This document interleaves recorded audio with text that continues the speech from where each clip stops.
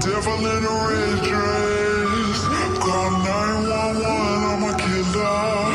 You know I hate to confess. Bang, bang, got my hand on the trigger. The devil in a red dress. Call 911, I'm a killer. You know I hate to confess. Bang, bang, got my hand, bang, got my hand. Call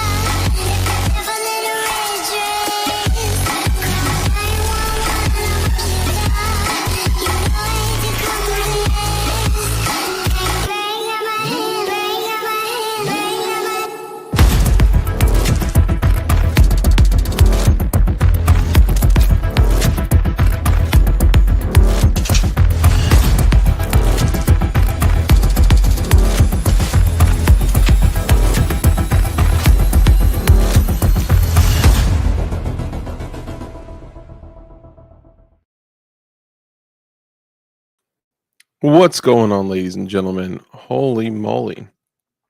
My mic is like maxed out, son. Okay, ladies and gentlemen, welcome. Thank you so much for joining us this evening on an episode of DLD After Dark, in which we'll be talking about our favorite topic, the United States federal government.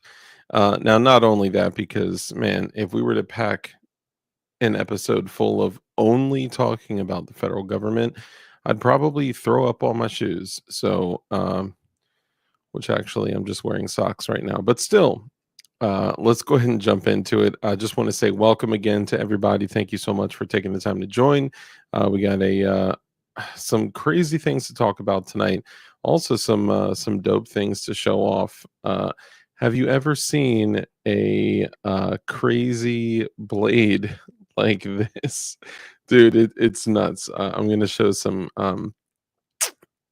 non-magnetic EDC options. This actually came up. I was on with Hank Strange last night, and we started talking about some items that what would be the best way to say it? Some items that would not be magnetic or would not set off a magnetometer. Now, of course, we're not talking about doing anything illegal or carrying anything, any sort of weapon beyond a non-permissible environment.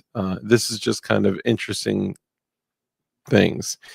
For an example, the Vertex pants. Did you know that there's a handcuff key spot in the back tag of the pants, in the front fly of the pants, in the bottom left cuff of the pants, and in the bottom right cuff of the pants? What? Like, how dope is that? And you can also put polymer handcuff keys. Anyway, so yeah, all sorts of stuff we're going to talk about. Some more kind of covert items, all totally lawful, of course. And I thought they were so dope that I started catting some stuff out myself because why not make a little thick pokey, you know?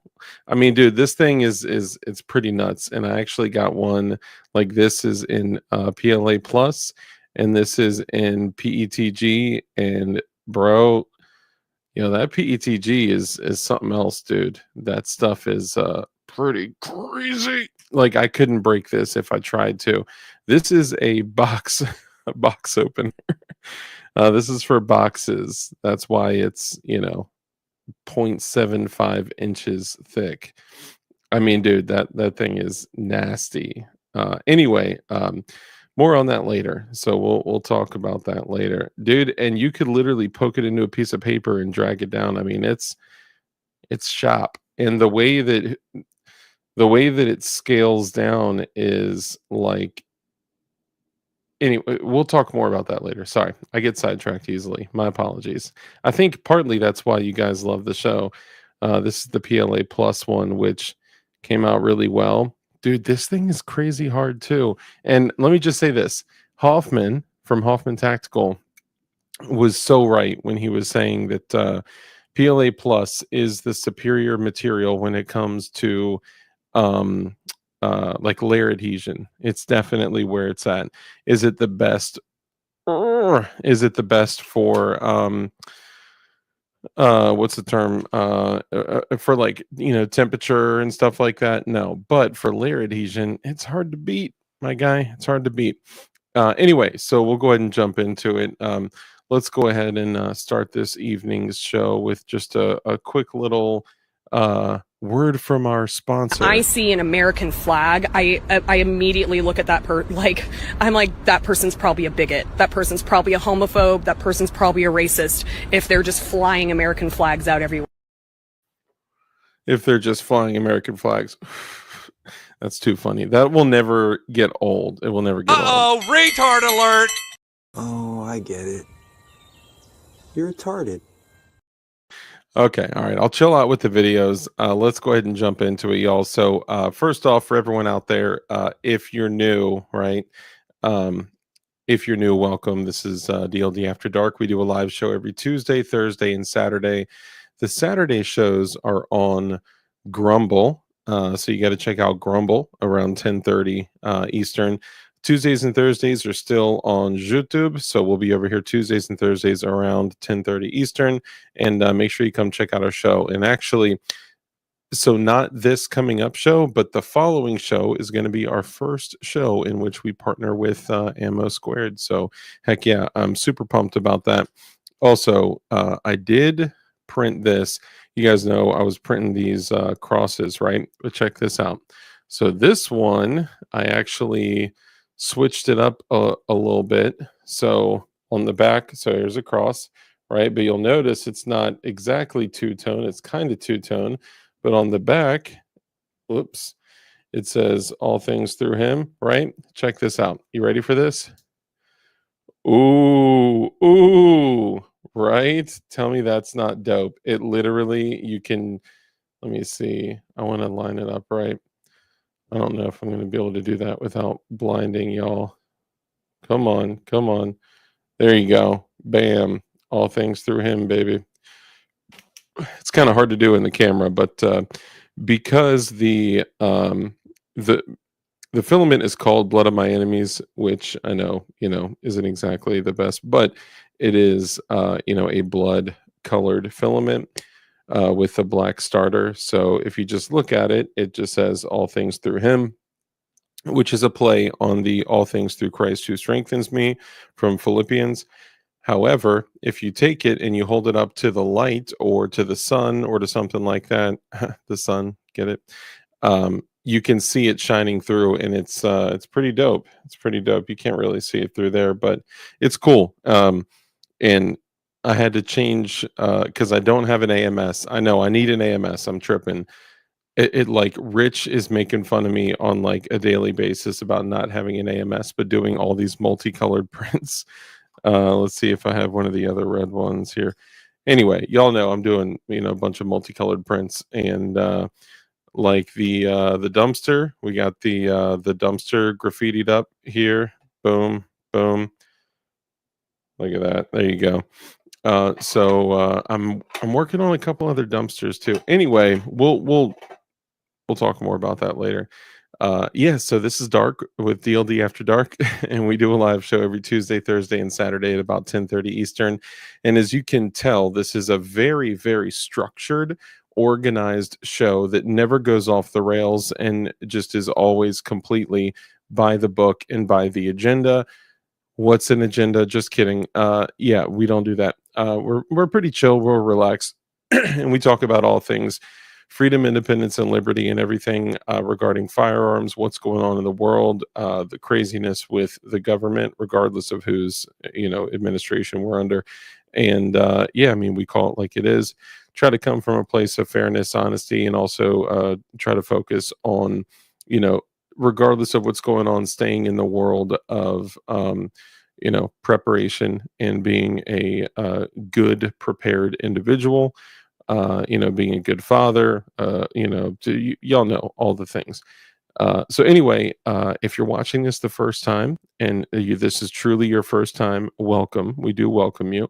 We don't believe you because YouTube doesn't recommend this content to other people, especially talking about freedom, independence, and liberty. We don't, they don't do that. So welcome if this is your first time. Shout out in chat, Dark Shopping Network. I'm not even selling anything.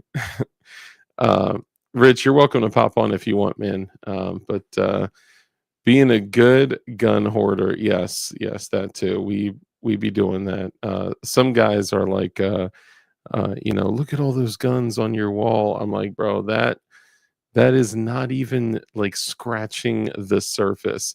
I even had someone say something, and this is actually a topic I want to address tonight. Someone had said something. They were like, how can you have all those guns and be a Christian? Which, A, that's hilarious. That's funny. B, someone else had said, how could you ever defend yourself? Like if your life was, potentially in danger, like how could you defend yourself if you're a Christian? Because thou shalt not kill. It's like, oh, come on. Anyway, so not a very intellectually honest argument. But yeah, a couple things we'll talk about tonight. Anyway, if this is your first time, welcome. We don't believe you, but if it is, shout out in chat. We'll greet you. Honestly, most of the value that you're going to get from the stream is talking to the great people over here in chat, or if you're watching on mobile, they're going to be right below me down here. So say what's up to them. Welcome everybody. We're going to go through and welcome all of our channel members and our viewers as well. So we'll go ahead and get started in a sec. But if you're watching this the next day or the next day or the next day on replay, do me a favor, throw a comment down here below and do the old, replay mafia, recapitulation, syndication, notification gang, all the stuff that you guys do, refried beans, reheating the leftovers, all the great creative stuff that you guys do. I appreciate that. And it gives me joy to see them the next day and the next day and so on. So do me a favor and do that. So, oh, you guys are crazy. All right, so what we'll do is we'll go ahead and we'll welcome all of our people. So usually what we do is we welcome all of our channel members, because usually about, let's see, close to 90% of our support comes from our channel members, and not just from the channel membership on YouTube and Rumble, but also from supporting like our two companies like DLD Hardware and also DefinitionKnives.com. So appreciate you guys. So we'll go ahead and jump into it. First in chat tonight was Dang Old Matt, brother. Great to see you, man. Appreciate you. Whoops, I didn't mean to click away. I meant to click on, but I was already clicked on. Yeah, that's my bad. Retard alert. Yeah, so welcome, dang old Matt, first in chat. Appreciate you, brother. Thank you so much for coming in and hanging out. Let's do the old slap hands. Thank you, brother. Whoops. And then we'll go through welcome all of our channel members. We got Kurt 24, the producer of the show. Appreciate you, brother. Thanks so much for coming in and hanging out. Zanty Misfit, which, by the way, Kurt 24 is also a moderator. So, watch what you say around him. Xanthi Misfit, brother, great to see you. I'll be honest. We like never ban anyone. The amount of like disrespect you have to show to get banned is pretty considerable. You can say whatever you want. And honestly, YouTube does more censoring in my chat than I've ever done. Period. And y'all know that. The mods know that at least. Xanthi Misfit, brother, great to see you. Also a channel member. Appreciate you, brother. Let's see, Xanthi Misfit, Kurt 24. Let's see who else we got up in here.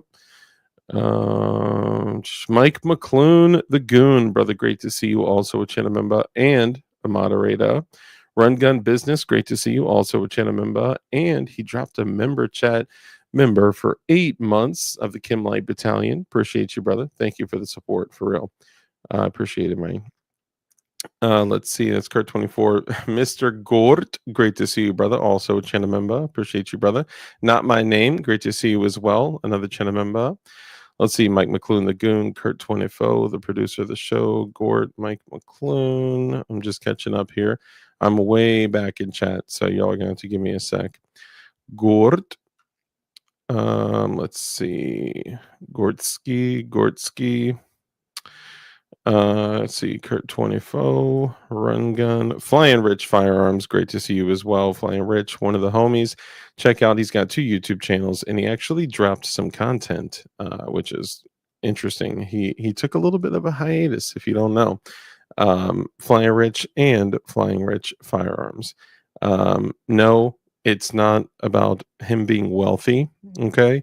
Flying Rich, his name is Rich and he's a pilot. Okay. I can't believe that like people were like commenting being like, you're flying Spirit Airlines, you're not rich, you're not. He's like, no, it's my name. All right, Mike McClune, the Goon. Let's see, Run Gun, Gord, Flying Rich. Let's see, 40 minutes before the show starts. Oh, that's great. Let's see. Oh, you ain't lying, bro. PLA will lose in a 1v1 with a hot car. Yeah, it depends on the temperature, but yeah, it's like these kinds of things, like they're made for, specific things. And they're essentially little throwaway things, right? But from like a functional, like just kind of funny thing to have around to open up boxes and stuff, it's kind of cool too.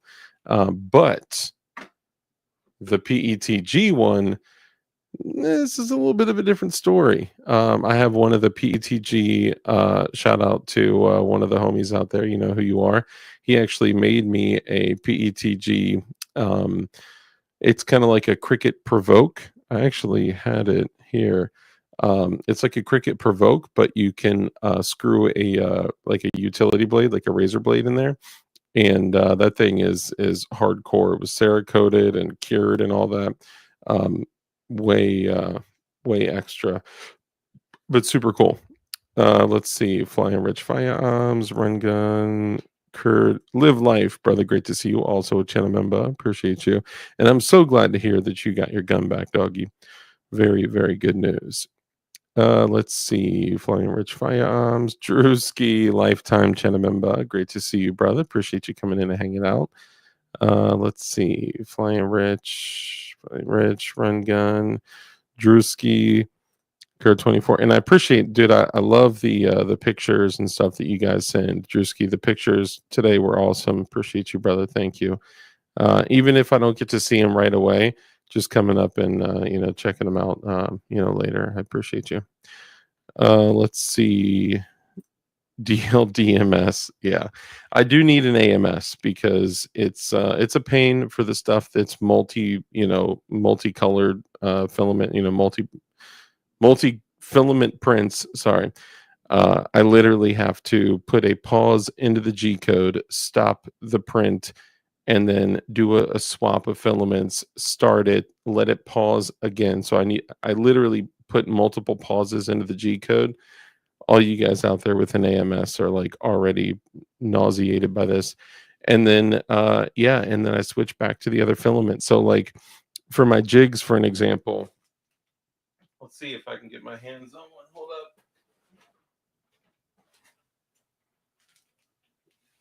Yeah, they're too far away. But essentially, like, so the V3 of my jigs, not the V4, the 4 pins or the V4. The V3s are red, but the lettering is white. So I literally pause it, take the red out, put white in, let white run for 2, 3 layers, and then there's another pause in the G code. Take the white out, put the red back in, and let it do red over it. So when you look at it, the lettering is white. Man, saying that out loud, it seems stupid. I know, but it's just I don't know. It gives it like a little bit of a professional edge. You know what I'm saying? Like it does. AMS is greater than DLDMS. You know what? Because I don't know exactly what DLDMS is. I would agree with you. Let's see. Drewski, Flying Rich, Joe Vacu, brother. Great to see you, man. Appreciate you coming through. Also a moderator, even though we don't ban people, you know. Sell your hoodie and buy a sword or something like that. Exactly. You get it. You get it. If you can't laugh at scripture, you know what I mean? Let's see. Joe Q, Kurt 24, Run Gun. Let's see. Joe Q, Drewski, Fluffy Bunny Arsenal, brother. Great to see you also with Chinamemba. Appreciate you, man. Christ is King. Amen, brother. Fluffy Bunny, RIP Jonah, bro. I was just talking about him. Actually, was that today? Yeah, that was today. Man, it's just such a bizarre situation, and if you look at what happened, and we can touch on that too. I know we talk like a lot, like with the SIG 320 thing going on, and with like 2011s, 1911s, and some of the other guns that had come out that are not like just straight up drop safe. We usually use Glock as like the epitome of drop safe firearms. But what most dudes do when they get Glocks is they immediately change a bunch of the internal parts, which literally could potentially make them not drop safe. So you have to mallet test your stuff. You have to either literally get blanks or pull the Projo and the powder and, do a test with just a primer in there. See if it'll set off the primer. Um, I went through and y'all know I got a gang of Glocks, over 30 Glocks, and I tested all of mine with a mallet, and there were a couple that were not drop safe. And now they weren't guns that I carry, they're just kind of range guns. So the only time those things get loaded up are, when they're pointed at a target. That's why we follow the 4 core, firearm safety rules. I guess we could call them firearm safety standards. Like there is no veering away from standards. Anyway, we'll get back to that. Fluffy Bunny, Drewski, Run Gun, Fluffy Bunny Arsenal. Let's see who else we got here. Oh, I was ME. Now I'm Lowen, and no alcohol was involved. Well, welcome back. I'm glad you're no longer ME because Lowen just seems better. Lo and behold, Mike McClune, the Goon member for 41 months. Appreciate you, brother. He threw the Glauks, Chanachanamemba, the dark eek. Man, I wish it showed the emojis. Like, how whack is that it won't show the emojis? It's crazy. Anyway, let's see who else we got. Drewski, Senor Bob, brother. Great to see you, man. Let's see. DLD, did you reply on the SHTF vid on the other place you post? I ask because it has an email address that's different, just making sure it has your first name. No, I don't know. Did you reply on SHTF vid on the other place you post? No, I don't know what you're talking about. Maybe send me a message on IG or something like that, because I'm not sure which one you're referring to. It should, I mean, all the emails should go to thedarkestmavis@gmail.com. If there's like I have the definition knives email, the DLD hardware email, yeah, I don't even know. The other place you post, are you talking Rumble? Because even that should be the darkest Mavis. Lightning McQueen, brother, great to see you. Also a channel member, appreciate you. Goombeam, brother, great to see you as well. If you guys don't know, Goombeam has the best and the brightest EDC flashlights. And look, straight up, like anytime that I'm wearing pants, I'm going to have my primary handgun, my EDC on me. Right now, I got that 19X with the TLR7. My primary knife, usually a secondary knife. I know it's a little crazy. And then I'll have my EDC flashlight and the hot sauce as well, because there's no reason not to, right? Oh, but you're at the house, you're chilling. Your house should keep you so safe. Yeah, well, I'd rather, have a little bit of extra security. Why not? Kurt 24, Lightning McQueen. Let's see. Mike McClune, the Goon. Lightning McQueen, Gort. Stifler Manufacturing, brother. Great to see you also with Chenememba. Appreciate you, brother. Let's see. Drewski, Kurt 24, Lightning McQueen. Hey, Demo Man Don. I haven't seen you in a minute, dude. Great to see you, brother. Gore, Lightning McQueen, Frederick Donegan of the Red Dawn Readiness channel. Brother, great to see you. Appreciate you, man. Also a moderator. Lightning McQueen, Kurt 24.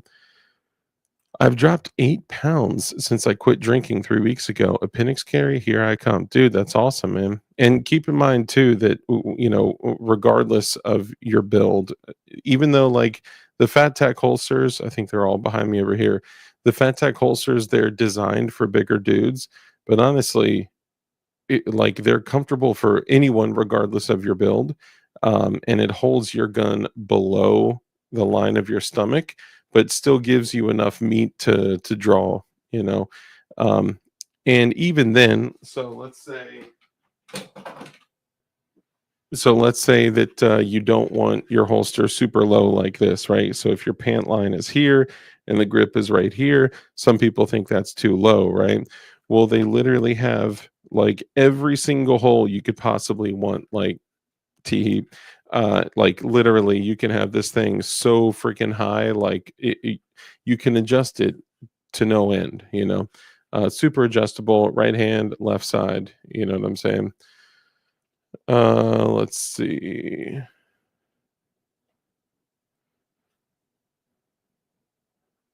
Oh, this must be what we're talking about.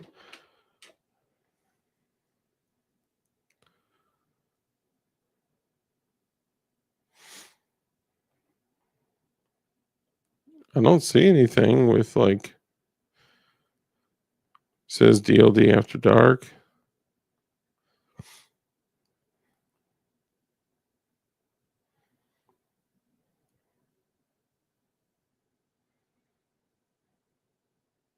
Sorry guys, give me 1 second. I'm just checking here. Yeah, I mean, I don't see anything.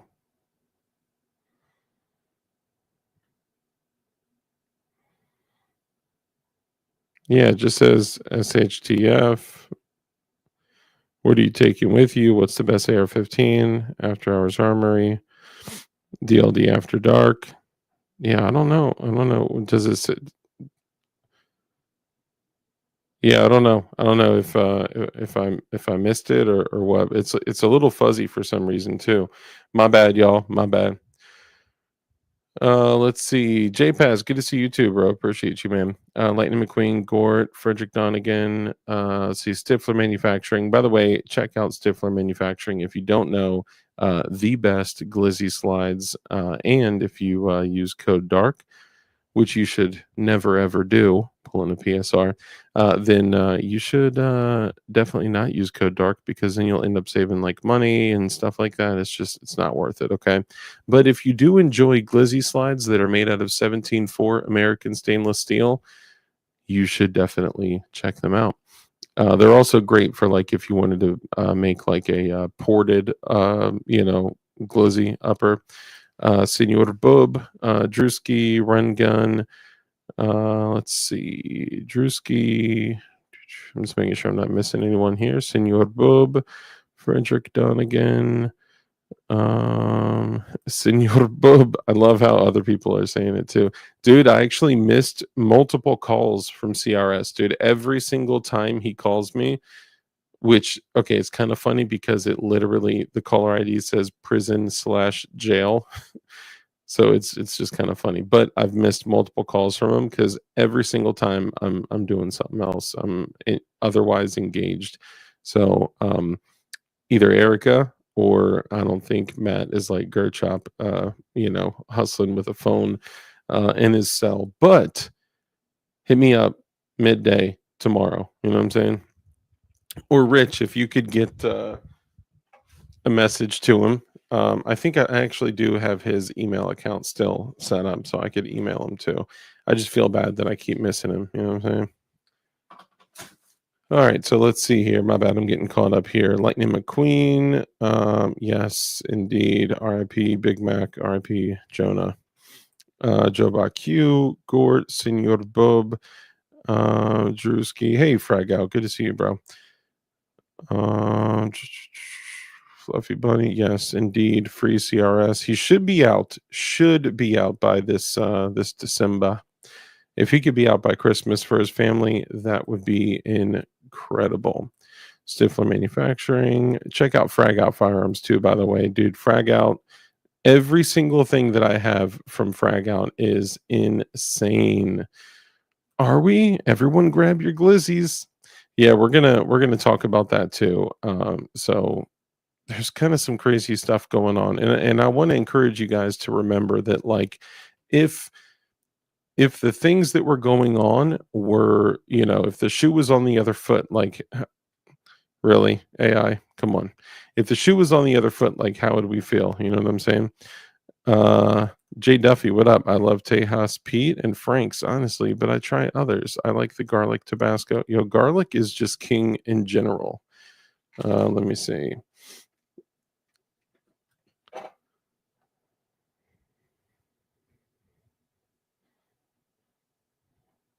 Oh, I don't even know who that is.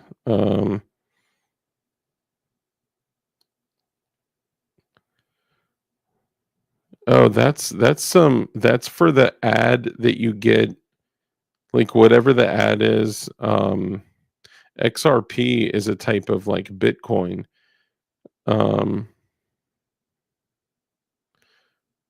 No way, dude. Someone is spamming my account on Rumble with fake replies, and they call it DLD After Dark Update. Okay, let me just say this. Thank you for bringing this to my attention. Okay, so whatever dirtbag is doing this, I can give you the username. Man, this needs to be okay. I may need y'all to help me out with this. So this dirtbag, DAV, so Delta, yeah, this is okay. All right, I see what's going on. So this is DAV, like Delta Alpha Victor X-ray Roger Papa Lima Indigo Victor Echo Chat. So Charlie Hotel Alpha Tango at gmail.com. This is somebody that created an account that's like mine. It's got the same picture and all that. And this is on Rumble. The account name is DLD After Dark Update. And he's going to and responding to people in my chat, trying to get them to like buy like Bitcoin and stuff. His email is davxrplivechat@gmail.com. Dude, what a dirtbag, dude. Thank you for letting me know, bro. I'm literally about to go and flag or delete all that stuff right now. Dude, I hate that because we're finally crushing it. I got like 60,000 views on that last chat that we did. Dudes are trying to take advantage of that. Okay, so I am new to Rumble. Please follow my channel. Okay, hang on.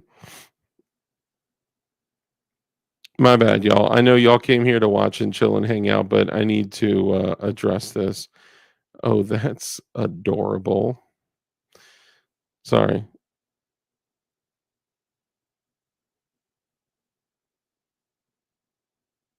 Dude, what? This is crazy.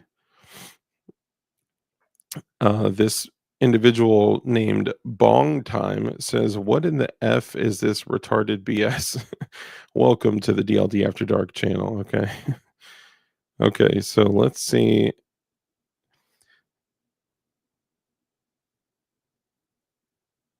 Well, thank you. He's literally going to every single video just saying retarded. That's Thank you. I appreciate that.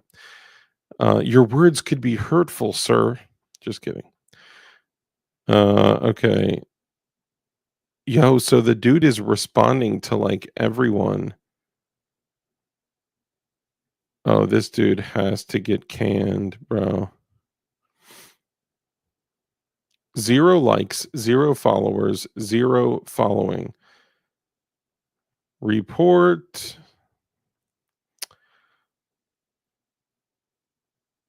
It's spam. Boom. And you know what? Also, it violates the terms and conditions, my G. All right, so I'm literally violating. I'm violating this guy. No, I am blocking.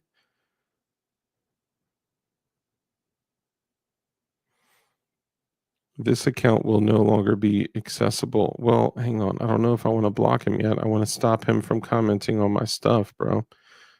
Let's see. My bad, you guys. I know for the people that are coming in and tuning in right now, you're probably like, what in the world is going on? What's going on is there is some dirtbag that is pretending to be me, going to my people and trying to trick them to buy digital currency, which, look, y'all know me, okay? If anyone ever is trying to sell you anything but jigs and knives, it ain't me, bro. Because you know me, I DLD hardware, definition knives. And from time to time again, I'll be like, you know, I'm selling my Glock 48. I'm selling my Scorpion. I'm selling whatever. But aside from that, you know me, I am not about that life when it comes to Bitcoin and, all the XRP or whatever. Bro, how can I report it? Let's just flag it. Boom. Yeah, if you guys could also just, I think the only thing we can do rather, is flag it and then just say that it breaks terms of services or it's spam. Boom. Boom. Sorry guys, for you guys coming in, just be patient for just a moment, please. Yeah, and thank you, Senor Bub, for bringing this up, bro. I would have had no idea. See, usually, like, I'm not used to dirtbags spamming my chat with fake accounts of mine. I've never been big enough to for people to make fake accounts of, Now, as soon as I'm getting 100,000 views on stuff, now people are making fake accounts, which is just crazy. Let's see.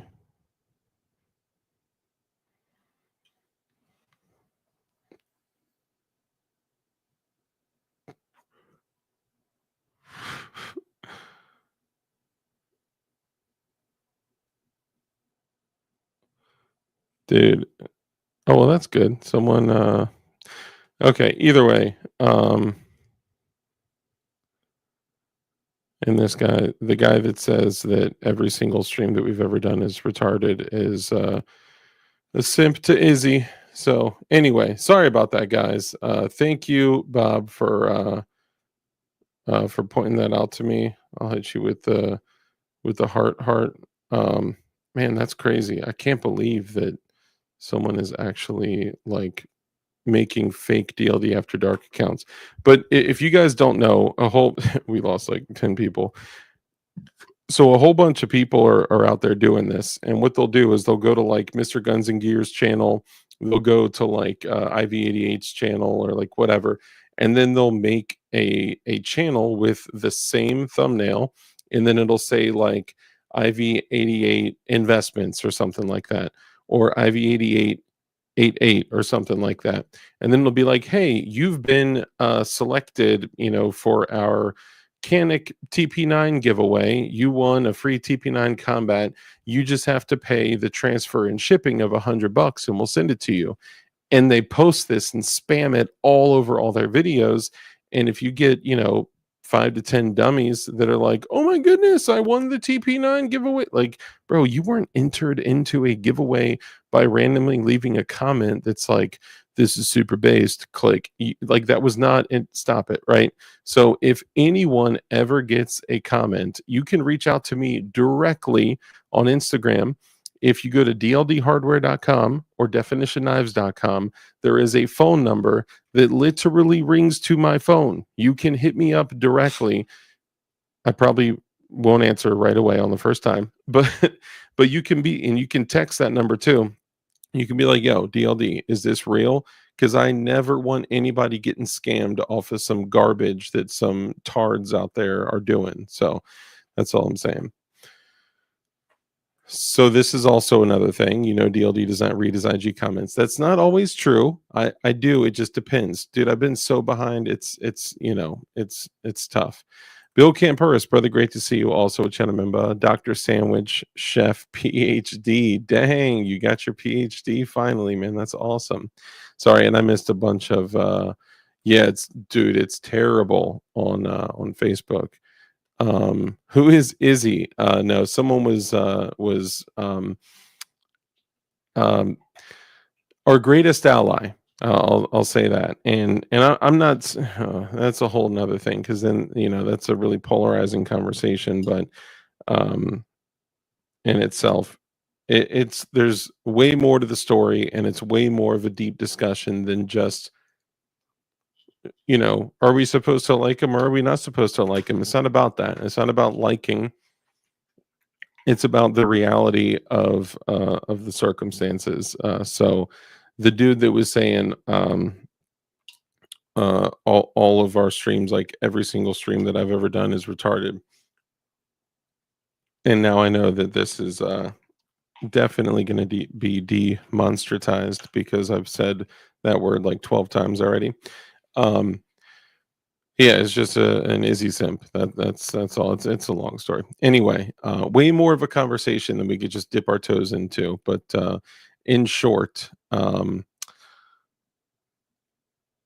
don't believe that we should put any focus into any other country than the country that we are living in. And that brings me to the next thing. So for you guys out there, if you don't know what has happened recently in DC, and like I said, Rich, you're welcome to come on if you're available. If not, you're probably laying in bed with your doggies, and your dog is probably poking his paw in your mouth. Rich told me that when when he's laying down and sleeping, when his dog has to go to the bathroom, his dog gets up and literally like penetrates his mouth hole with his paw. I'm like, bro, in a way, I wish my dog would wake me up, because he'll just crap on the carpet if he needed to, but which has happened recently. But I just found that hilarious that like Rich is getting assaulted by his dog while he sleeps. That's just too funny for me. You make it sound dirty. I mean, bro, you that's he's getting yo, Jay Duffy said he's getting fisted, which is kind of true. Hamster chilling. He is chilling. He's actually hiding under the bed right now. He just likes to cool down there. It's been warm. It's gotten a little cooler, but it's still been warm. Anyway, so if you guys know what had happened recently in DC, basically, Trump was like, we're going to clean up the streets, and we're going to literally bulldoze homeless encampments. I think, from what I understand, and I haven't like thoroughly read into this, but I've looked into some things. Basically, they had given them a short period of time to gather their things and get out, like 24 to 48 hours, which honestly is really way more than they ever needed to do. Because with something like that, like this isn't like where there's law where you have to give 30 days to evict somebody. Like you're on like the middle of park grounds and public property, and you are pitching tents and like slamming fentanyl like all down the sidewalk. Like it's, and there's some places. So this kind of happened in Southeast as well. Southeast was an absolute zoo. It was disgusting, crime everywhere. It was terrible. At least they averaged more than one murder a day in Southeast DC. And it was disgusting. So what they did is they hit all these hot spots, and they tore down Potomac Gardens housing projects and rebuilt them. They tore down Berry Farms. They tore down Buzzard Point, and they rebuilt all of these. And they literally went and evicted all these people, and they moved them to other like public housing types of projects in Northeast. So Southeast became like this crazy clean place. They built this new stadium out there, which I'm sure a lot of you guys are familiar with. I'm not a sports guy, but it really cleaned up Southeast. And then Northeast fell to like absolute pieces and was a crime-ridden hellhole. And all these things do typically is it doesn't like remove crime. It doesn't stop crime. It literally just moves it from one place to another. It is the literal relocation of crime. And that's what we've seen in the past when things like this happen. So in this situation, where if they're going through like the Northwest area and they're literally bulldozing homeless encampments and they're moving, typically, that crime, more petty crime, and drug usage, needles on the ground, like all the stuff that comes with that, usually that would just end up moving to another area. So if they get completely, bulldozed out of one area in, say, Northwest, that may end up going to Northeast or Southeast or something like that. Usually it's like the closest, like in the case of,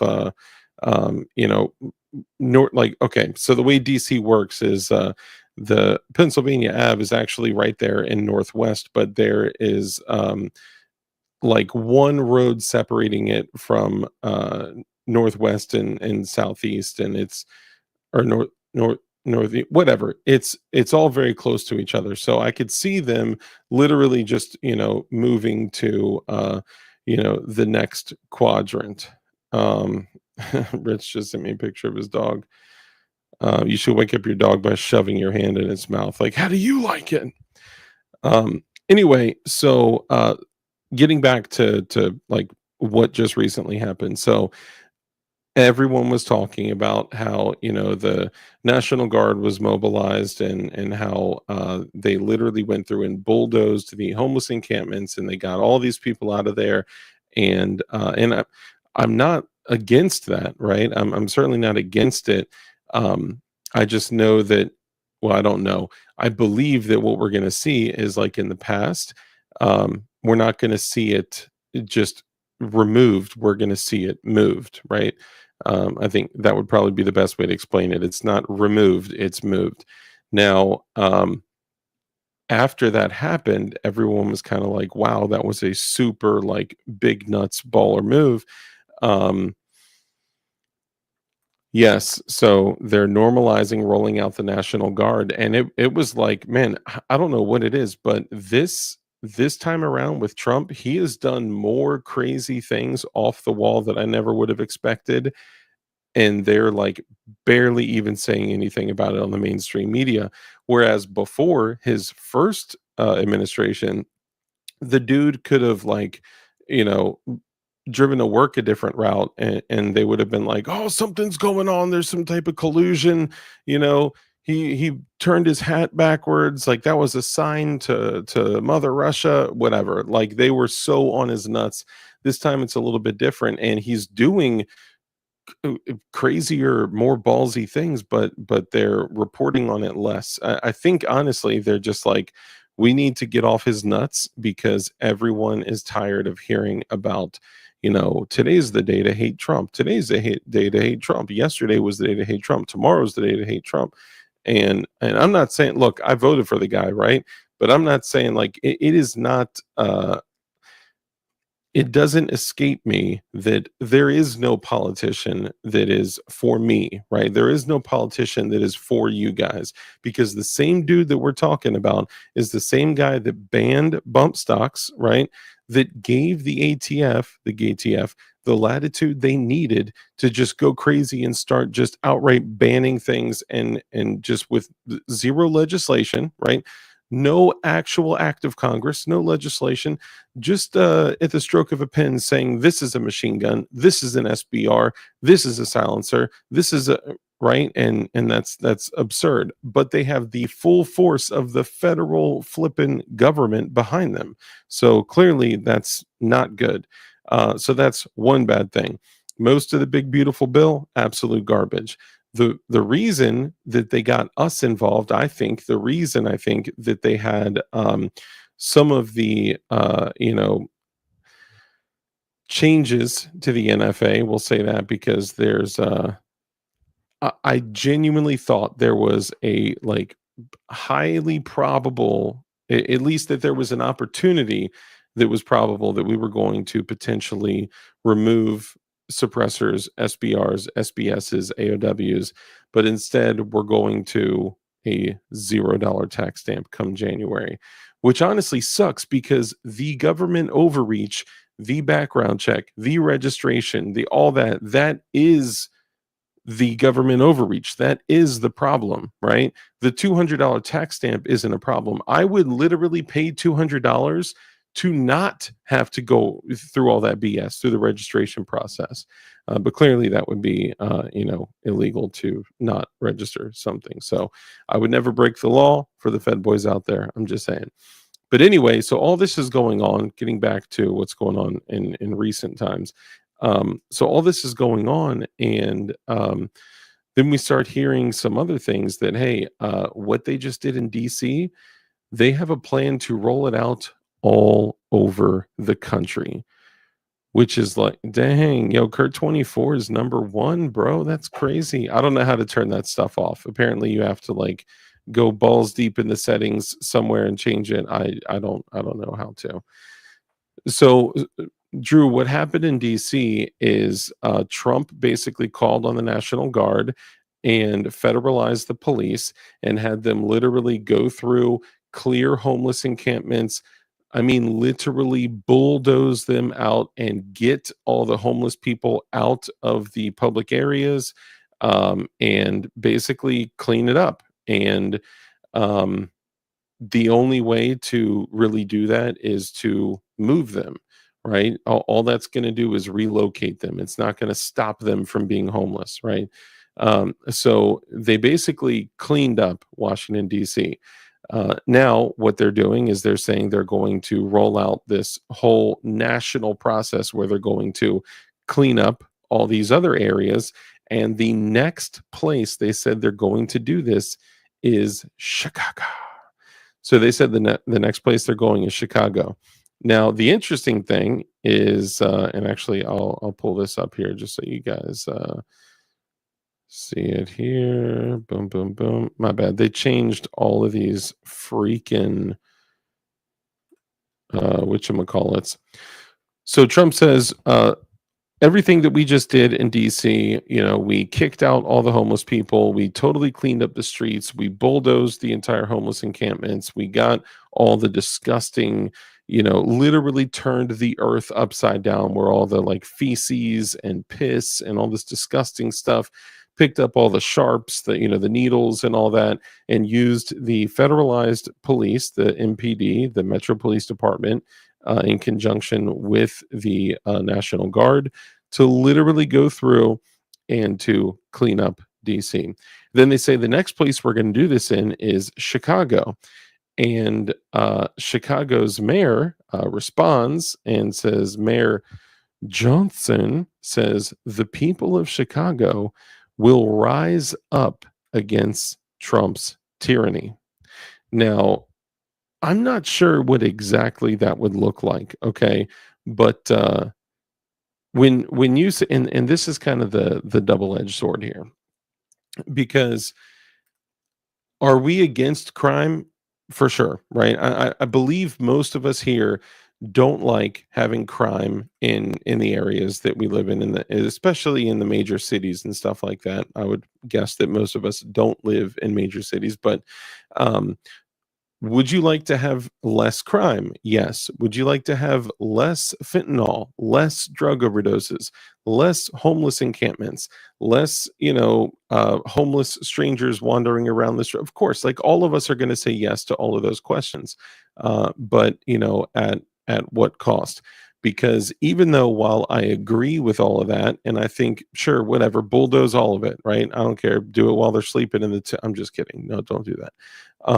But anything that we allow because a bunch of people are going to be like, yes, clean it up, MAGA for life, right? Keep in mind that all of these things that we're saying should be done can be done to us and against us. And how would we have reacted? Now this is different, okay, but how would we have reacted if say Biden used the National Guard and federalized police to go through and just rope up a bunch of people and bulldoze, some uh, property or whatever, just with people that they disagree with, right? Like it's time to go clean up the streets and get rid of all those right wingers. You know what I mean? Like, so I definitely agree that eliminating uh, the homeless encampments, reducing crime, getting, drug usage, fentanyl and stuff like that's, yes, I totally agree with that. But I also know that for us to have, true fairness and equality, we never will, by the way. But to have true fairness and equality, we have to apply the law equally to all, right? Which is the same thing like we talk about for like First Amendment stuff, Second Amendment stuff. Like, yes, the retarded idiots that are Antifa, they're allowed to own firearms. They should be allowed to own any firearm that they want to. And also, just as their natural rights shouldn't be restricted, neither should mine. So when idiots try to do ridiculous stuff, we shoot them in the face. And that's why we're always better, faster, more highly trained. We have better equipment, better all that stuff. But I'm just saying that anything that we're rooting for, we should be prepared for them to use against us when they're in control as well. Whatever that may look like, I have no idea, right? Um, I don't know exactly what Mayor Johnson means by this. Like, I don't. For all we know, he could literally be telling the police to not cooperate with the federal government, with the National Guard, or whatever. Right? We don't know. But I think we're going to see pretty soon here when the National Guard rolls through, and then get this. So then after Chicago, because they got those glizzies with the switches, I believe they call them. That might end up a little different. But then after that, they're talking L.A., they're talking Skid Row, they're talking Washington. Dude, I would love to watch videos of Skid Row and Washington State just get like demolished with not demolished, I'm sorry, cleaned up with bulldozers and bobcats and like and all that. These places have become utter disgusting filth, feces, just like absolute disgusting hellholes.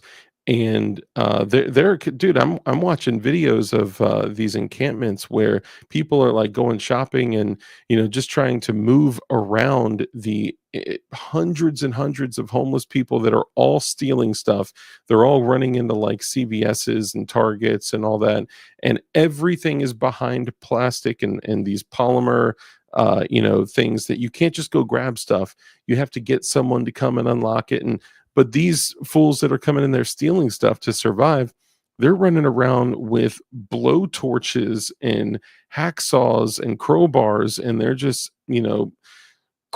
hitting something with a blowtorch and then snapping it open and then stealing all the stuff. It's like, dude, like this is like living in a third world country in some of these places in California and Washington. And I couldn't imagine. Some places in Colorado too, man. I've heard about a bunch of disgusting places like that.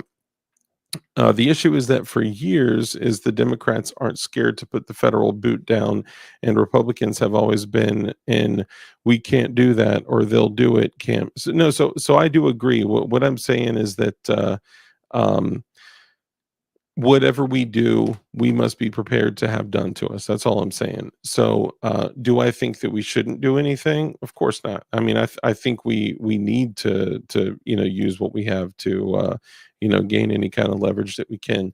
If we can use what we have to make our cities safer and our suburbs safer. Oh my goodness. Dude, that's crazy. My hand is like feeling like it's like locking up. That's crazy. Am I dying? That's kind of nuts. Yeah, no, I mean I agree. Like I just am trying to be aware to the fact that whatever we do, we should be prepared to have done against us. So here's an example. So up until like a year ago, most of these fools had no idea what an NFA item was. They had no idea about SBRs and suppressors and all this. I mean, literally, they would be like congressmen and women would be sitting here talking about how silencers, machine guns, and things like that are illegal because they literally had zero idea as to how things like that worked. We know that, we could certainly purchase a pre-May of 86 registered machine gun. If you got, 30, 40, 50, 60K, 100K laying around, but, we know they're not illegal. They're just restricted. Suppressors can be had by anyone, right? Shout out to CMMG, by the way, that 36 cal suppressor right there on that mini MP5. Did you know that's only a little over $500? I'm just saying, shout out to CMMG. I'll be doing a full video breakdown. I'm gonna be busting a whole bunch of rounds as soon as I get that mini MP5 SD. Super safe. We're gonna be doing a whole video breakdown on that. It's just a crazy great value. I'm sorry, just to take a little side venture here. A 36 cal can be used on 5.56. 300 blackout, 30 cal, 7.62 by 39, 7.62 by 51, obviously 308. It can be used on 6.5, 6.8, 8.6 blackout. It's hub mount compatible. Dude, that thing is a steel, and it is steel, and it's literally laser welded in their shop in the US. Like that's some impressive stuff. So CMMG is doing some dope stuff. So check them out. I don't have a discount code or anything like that. It's just dumb cheap for what it is. So highly recommend it. Anyway, we'll get back on it here in a second. Joe Morris, what's up, brother? Good to see you, man. Give me 1 second. I need to fire off some nicotine, and you guys can watch the old gooch shot.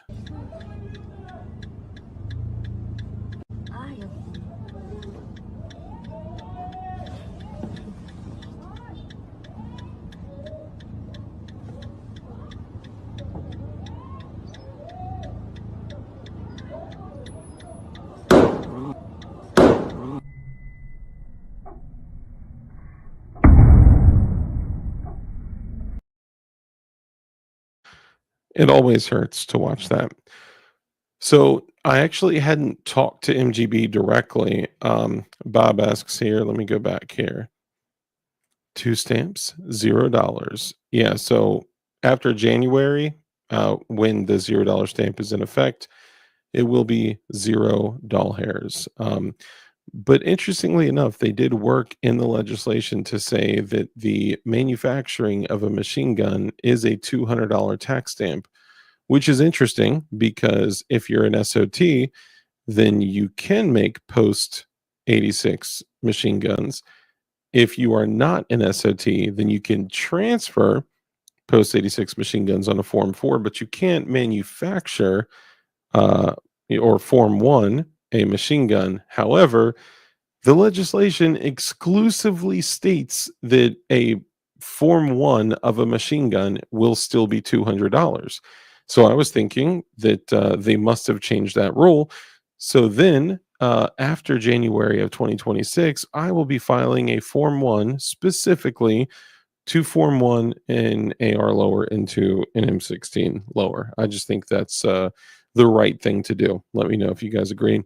So Senor Bob says, Dark, have you heard from our brother MGB? So I actually haven't spoken to him in a little while, but last I heard, he was going to be relocating from the Democratic Republic of Rhode Island to a more free state. And when I went to the XCal event this past weekend, I saw the 2A boys, the 2A dad, and I sat and was chatting with Keith for a little bit. And which I love them, dude. I love them and their whole family. And oh my goodness, I didn't even recognize his wife when she ran up on me because I was talking to them and she ran up and was like, Dark, hey, and gave me a hug. I was like, do I know you from somewhere? Like you look familiar. When she's like, I'm his wife. I'm like, oh my goodness, how embarrassing. Anyway, felt like an idiot. So anyway, so I'm talking to them, and he was like, yeah, I talked to MGB recently, and I was like, oh, is he in the process of relocating? And for reasons, they ended up not relocating, which is so unfortunate because dude, living in Rhode Island, being him, being MGB, I could not imagine not being able to do all the things that you love in the place that you live. I was really excited for him to actually be able to experience freedom by moving to a free state like Florida or something like that, a mostly free state.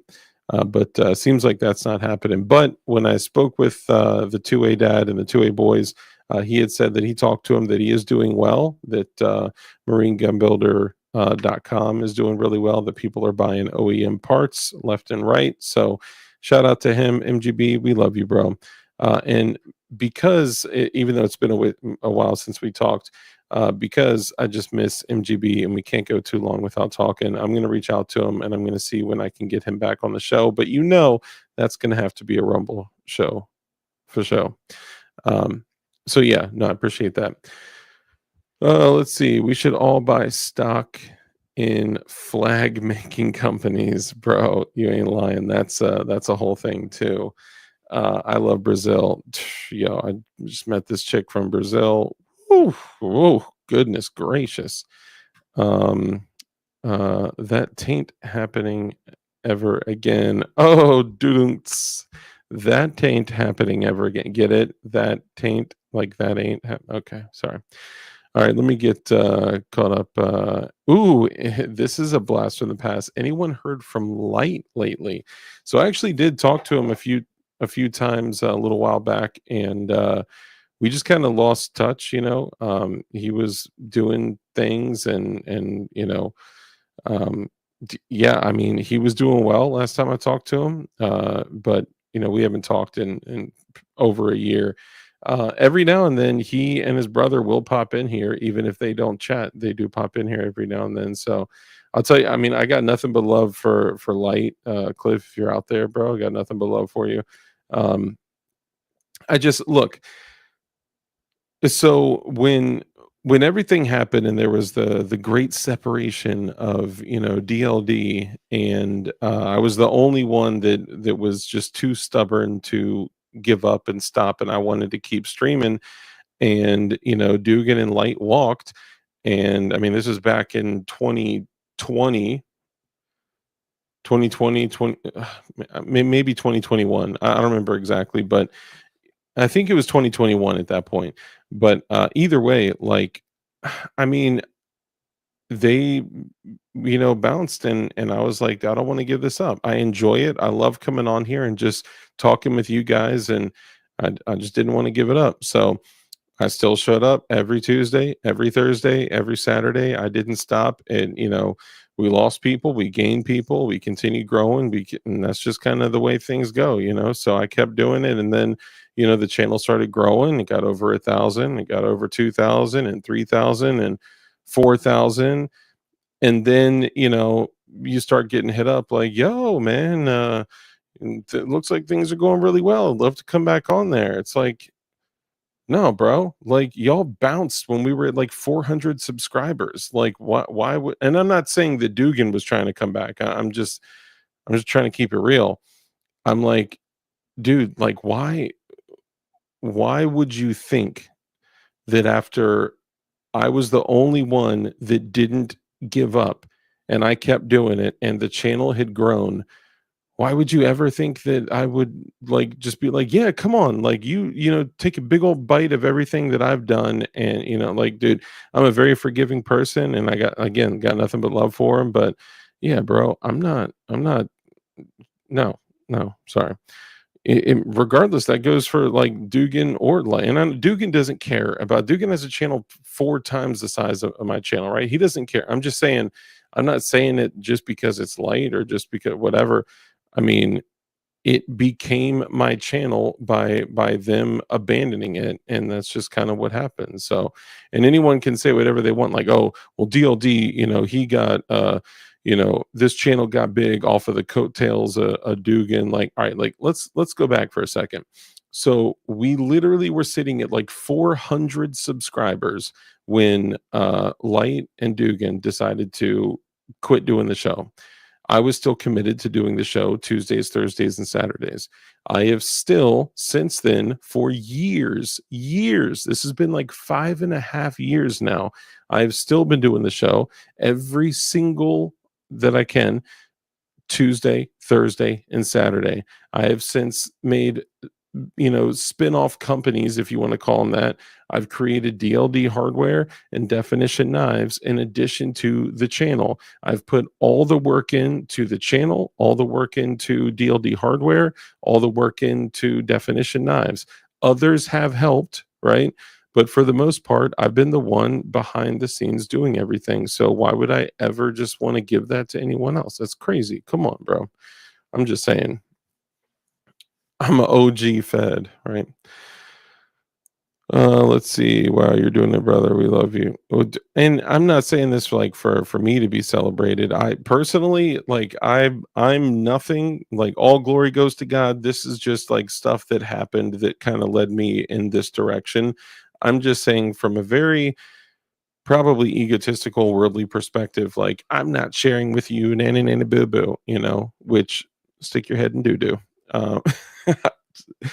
That's probably grimy. I'm sorry, but I don't know. I don't think that. Okay, so imagine this. All right, so imagine you're working on a project with a buddy, and you guys are working on a car together. Okay.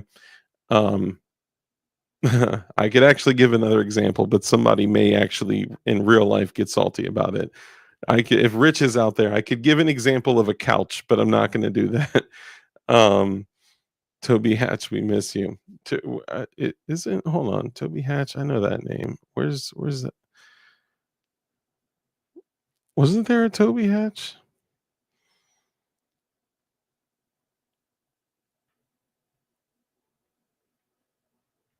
Yes, facts. This is a constitutional republic. If you don't get caught, you can do what you want. I remember that name, Toby Hatch. Am I tripping or what? Was that up in here? I'm completely against this. Martial law, anyone? Yeah. No, I'm with you. And so this is what I was referring to when I was saying that be careful what we use and celebrate overusing, because all these dudes are out there like Trump is cleaning up the world, MAGA. Yeah, but what if next time it's cleaning us up with federalized police and National Guard and storming the streets, and they're looking to clean up like we're the problem, right? So I mean, am I against like kicking out homeless people, cleaning up streets, and like less crime, like, of course not. It'd be crazy for me to say, like, you know what, I'm really upset that they're, kicking homeless people out and reducing crime in an area. It's not about that. It's about that what is used by us will be abused by them. Now, am I saying that we shouldn't do it because they might abuse it? I'm not saying that either. I'm just against the misuse of things, the misuse by them and misuse by us. And if it's misused by us, you damn right it's going to be misused by them. Promise you. This is literally, there's no like extent of like how far tyranny will go, right, before it is in your house. We already have, dude, there is no like stopping point, right? Like if our houses aren't protected by tyranny, every single digital transmission, every phone call, every message, everything is literally monitored by the federal flipping government, and they know everything, they see everything, they're watching everything through freaking radio waves and Wi-Fi and Bluetooth and the who knows what the jab really was. And I don't know. All I know is every single thing is monitored and watched by the federal government, and we can absolutely expect effery when it comes to the government. Am I ever going to say like, well, I don't think we should clean up the streets, and I don't think, no, I just don't necessarily think that that's the best way, because if we use it, they will abuse it. That's all I'm saying. Anyway, moving along. Bro, government is the problem. It won't fix itself. It will only further enslave. So this is the government overreach will always be the issue. You cannot fix the issue of government overreach with more government. You know what I mean? Like definition of insanity. Anyone? And absolute power corrupts. Absolutely, for sure. Watching you sleeping and eating and all, bro. I just had this, I don't know, this not like even an epiphany, right?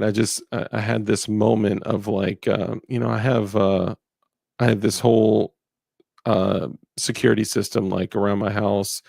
And then I finally was like, you know what, I really need to get some stuff, like some more stuff inside the house. And when I'm talking security, I'm talking surveillance, right? So then I start, adding cameras inside the house. And then I'm like, well, if I can see inside my house, then anyone with access to this can see inside my house. You get where I'm going? So like, and am I that important? Like, no, I don't think I'm that important. I'm just saying that it's definitely, it makes you think, all I know is at this point, I could imagine that lots of people, if they get that knock on the door, are not just going to be answering the door with, milk and cookies like, hello, how can I help? They may have a little bit of a different outlook or something different in their hands. That's all I'm saying about that. The CPAP machine is Wi-Fi. Stop it, bro. Stop. Are you serious?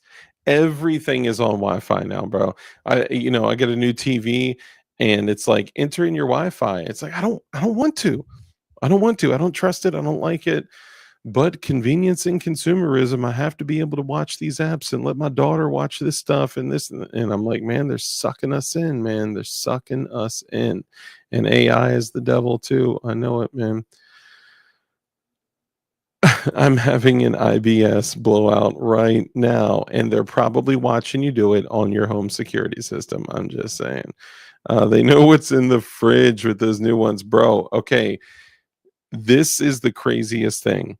When I visited a family member's house and they have a brand new type of refrigerator, and they have like these see-through, like a camera inside the fridge that on the monitor you can look inside your fridge and it tells you when you need to replace stuff.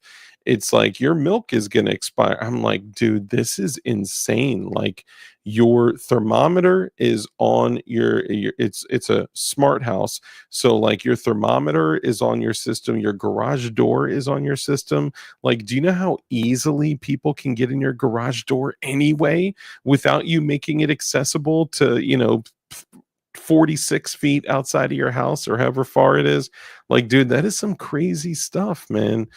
I don't want to make anything easier than what it is. That's why, honestly, with all this stuff going on, we need to make sure that we have some, easily accessible, rapid deployment, cordless hole punchers very close, because all that stuff. And I'm talking like super safe, suppressed, extremely safe, okay, suppressed waka waka stuff, because only lawful, because if you did end up in that fight in Call of Duty with the endless waves of never-ending enemies, I mean, like, how could you ever go up against something like that? That's next level, dude. That's and if yeah, and if you don't at least have gas masks and stuff, like, it's done. You're done like that. That was a weak snap. You're done like that. Yeah, man, it's crazy. It is crazy. Anyway, my bad. That's a whole nother thing, which is definitely not something that you should be talking about on the internet, DLD. What are you doing? And if you have a CDL, they monitor that feed and use it when you're doing your annual DOT physical. What? Yo, that is crazy, crazy. All right, so let's see. I'm gonna put this up for 1 second. Do me a favor, just hang out for 1 second. I gotta piss, and usually I don't do this, but we're gonna do it real quick.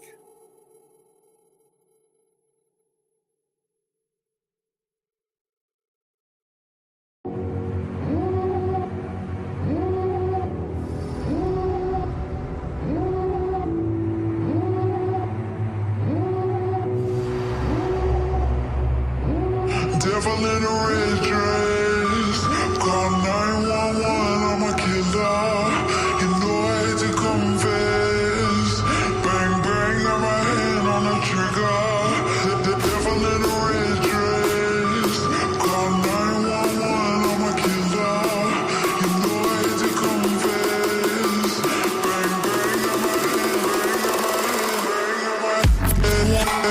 call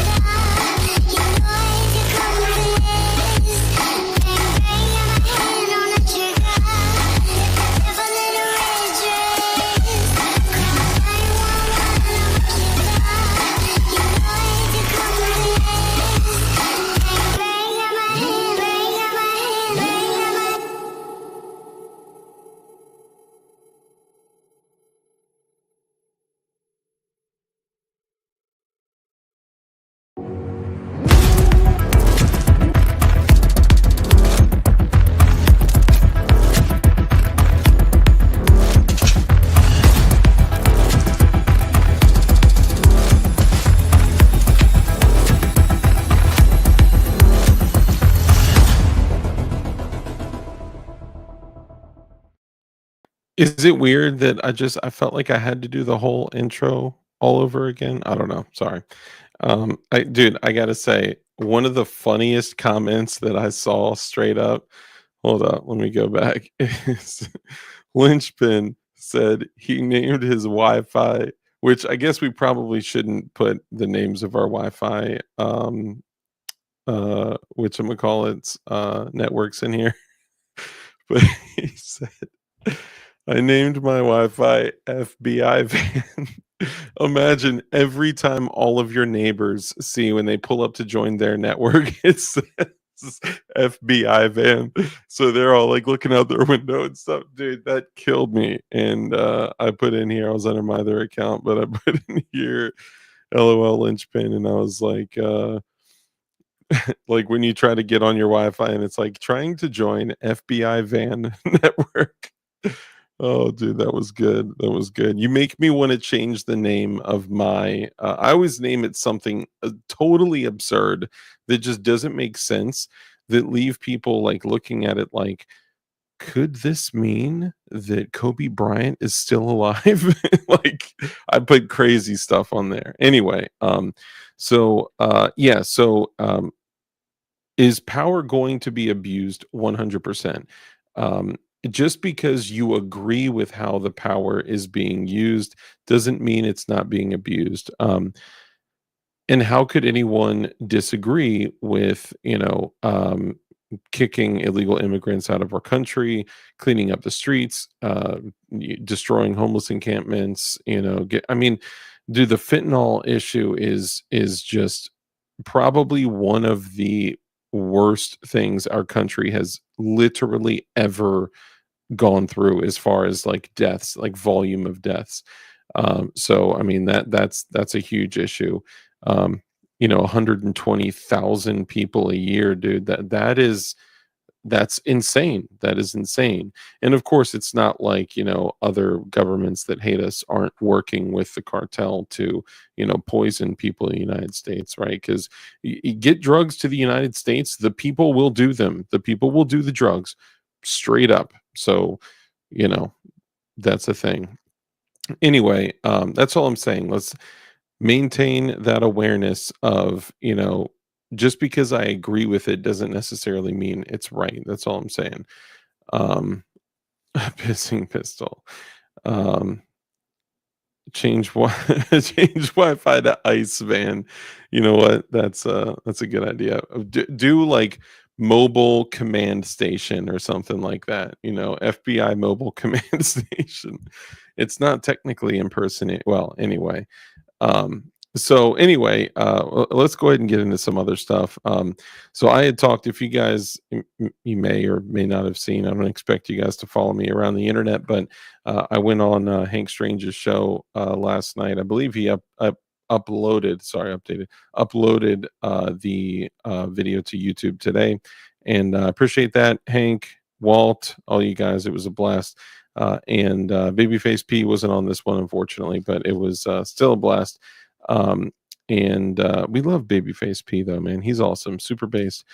And one of the conversations that, Hank was asking questions about definition knives and kind of the direction of the company, where we're going. But one of the things that came up is how TSA had taken a Microtech knife from Lola.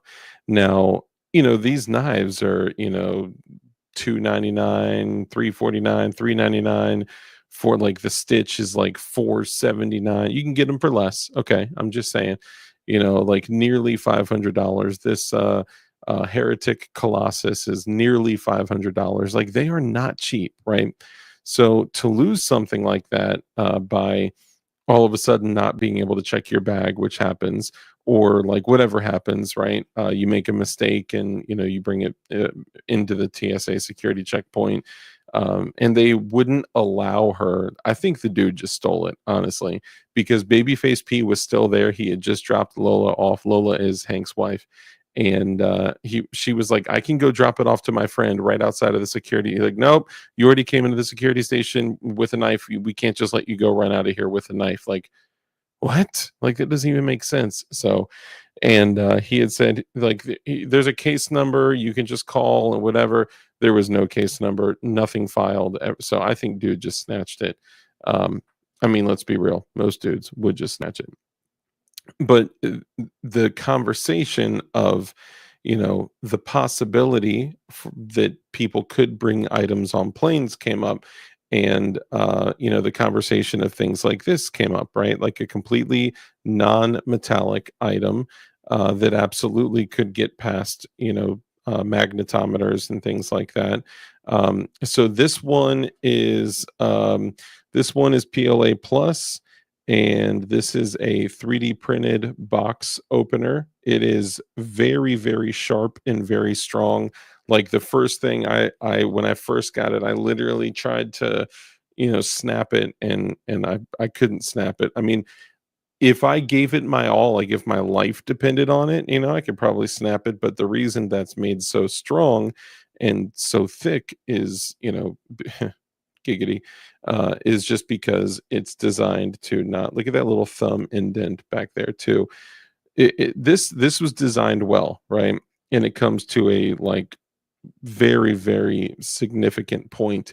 And if you think about it, things like a bear's claws, tiger's claws, those aren't, made out of, 4140 chromoly steel, right? Like those are strong, those are sharp, but they're also brittle. They snap and break too.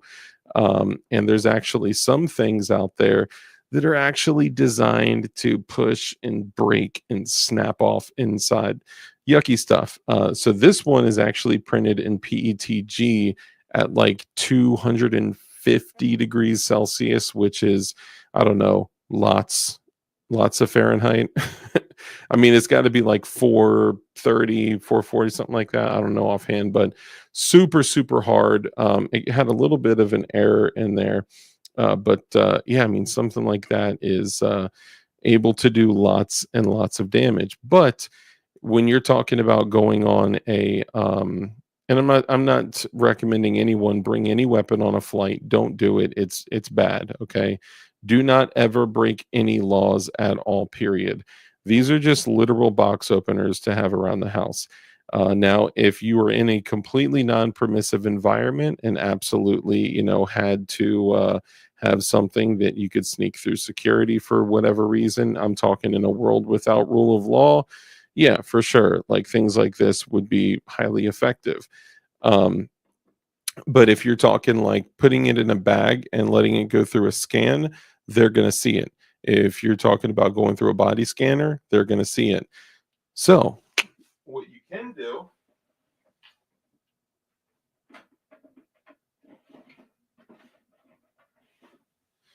now, I absolutely do not recommend that anyone ever try to, don't break the law, don't break any federal, state, local rules, laws, regulations, restrictions, sanctions, and ordinances. Okay, ever.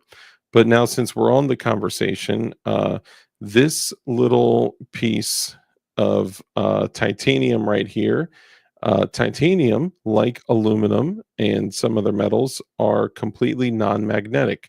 So you could walk right through a magnetometer with this, and this little knuckle duster right there. Now, knuckle dusters are for dusting. They're not for tucking all the way back and punching, because that's how you break your phalanges. You can, but it may hurt you more than it hurts the other. Now, with that little hole puncher right there, you could definitely, punch a hole in a skull if you needed to. But this is a key ring, right? If it's in a bag or something like that. Something like this is literally designed. This is a CRKT key. This is a key that is literally designed to be used in places beyond security checkpoints. This is a key that you can use to open things. It's also a nice little screwdriver if you need that. But this, so let's see here. This I think is the most highly effective item around. There's these keys, which I'll be honest, I don't like these. I mean, for what you get for it, it's just not effective for what you got. I mean, could it be used for something? For sure, but if you hit bone or something like that, that thing's snapping.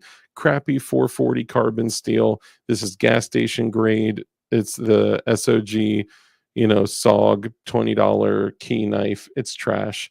Could it do something? For sure, of course, but you better know anatomy very well if you're using something like that. Um, Something like this is a little Kershaw multi-tool. I will put it like this: if you're to get something like this beyond a security checkpoint, this could be something used very, very effectively, especially think of a hole puncher in someone's skull. You're doing some significant damage. Also, just a good old fashioned jab is going to do some significant damage. Also, I mean, there's a bunch of things you could do. Okay, I'm not recommending that anyone do anything to break the law. Okay, I'm just saying that if you were to have something like this and something like this, you at least have a couple things that you could use if you were beyond a security checkpoint. And I'm saying don't do it, but in a world without rule of law, in a non-permissive environment, yeah, things like this would be great, because you could literally just throw this on your keychain, throw it in your bag with a bunch of keys, send it through the bag scanner or whatever. If in theory someone is going to do that, and you could definitely bring this to places like that. Now, I say that to say never bring any kind of weapon on an airplane ever. That's terrible. Don't ever do it. And I'll say that this, and this have been on dozens of flights.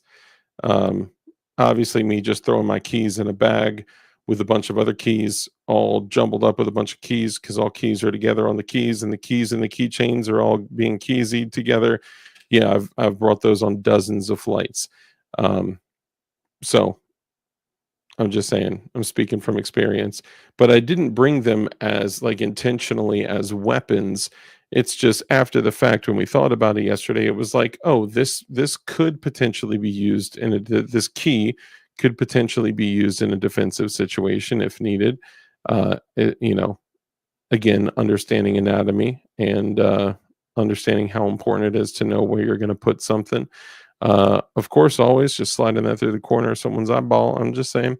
But again, you don't ever want to intentionally bring a weapon in a restricted area like that. That's all I'm saying.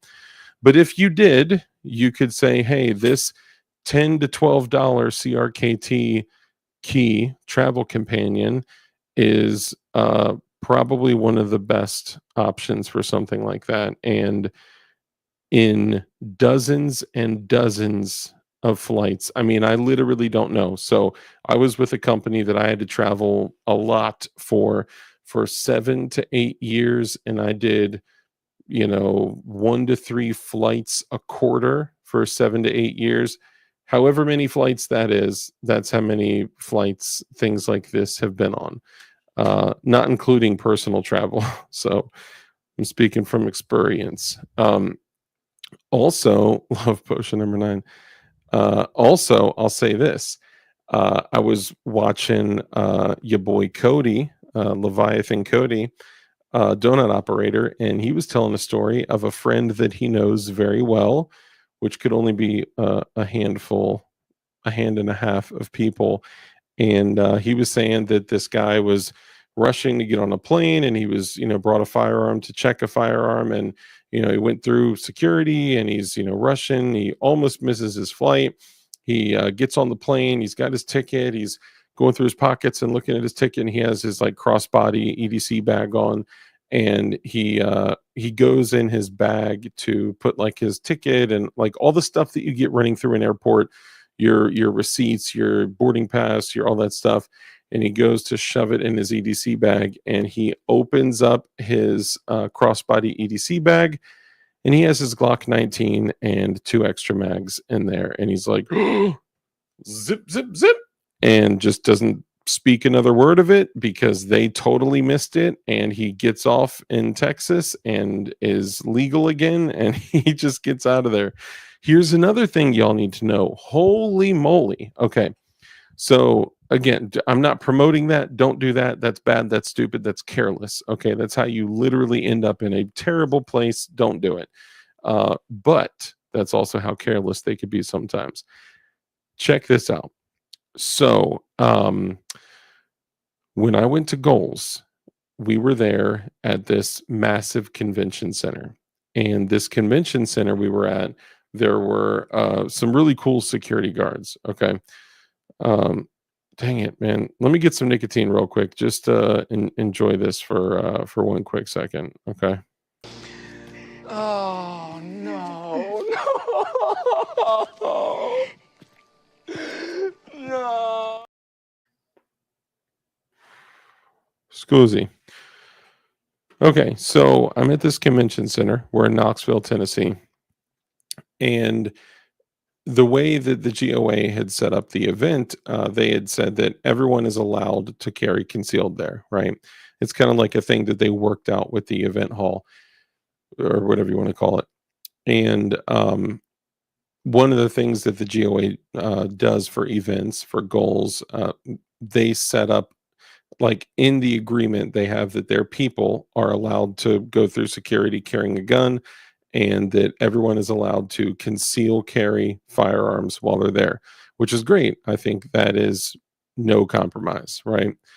um, Even though it seems like in some situations they are willing to have some compromise.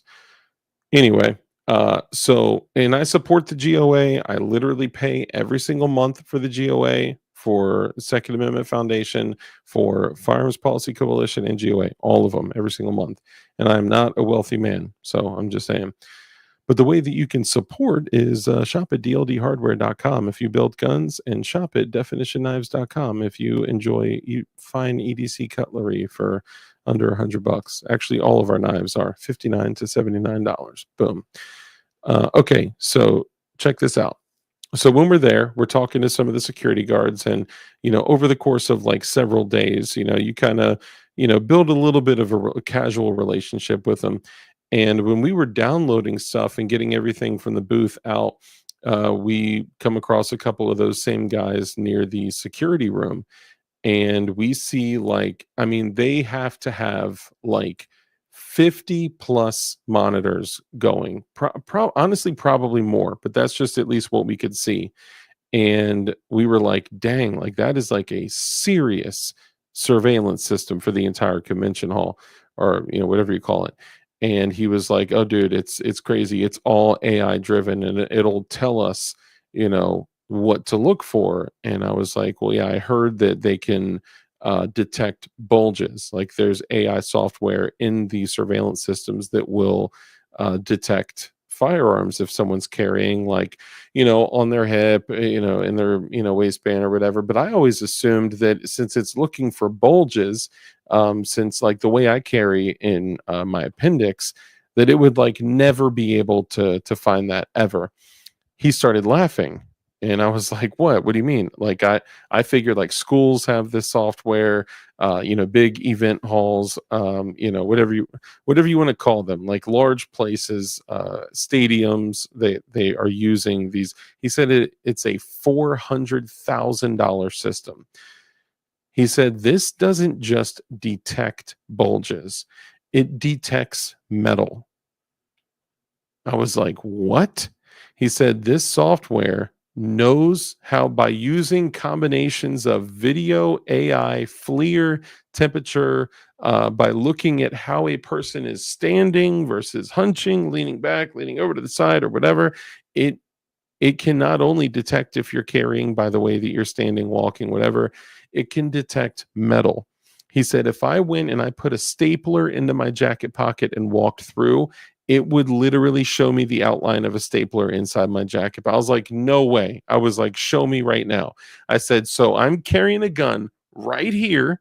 It is right here in my waistband. It is an L shape right here. He said, dude, say less.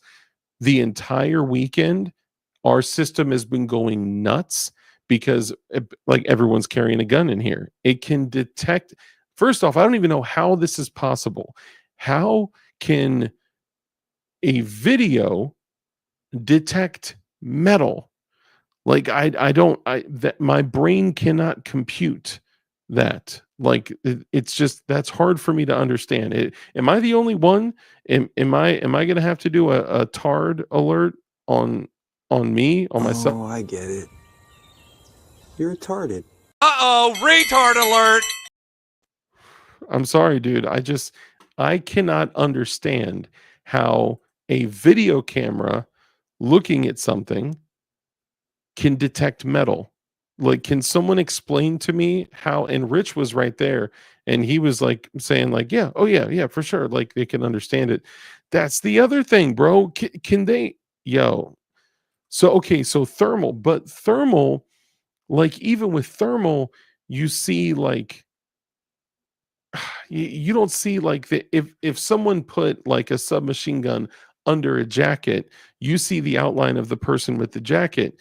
You don't see like unless they're running the gun and it's hotter, you would see that signature, right? It'd be like, let's say white, and then it would be like you're a little darker with like hotter white near where the gun is or something.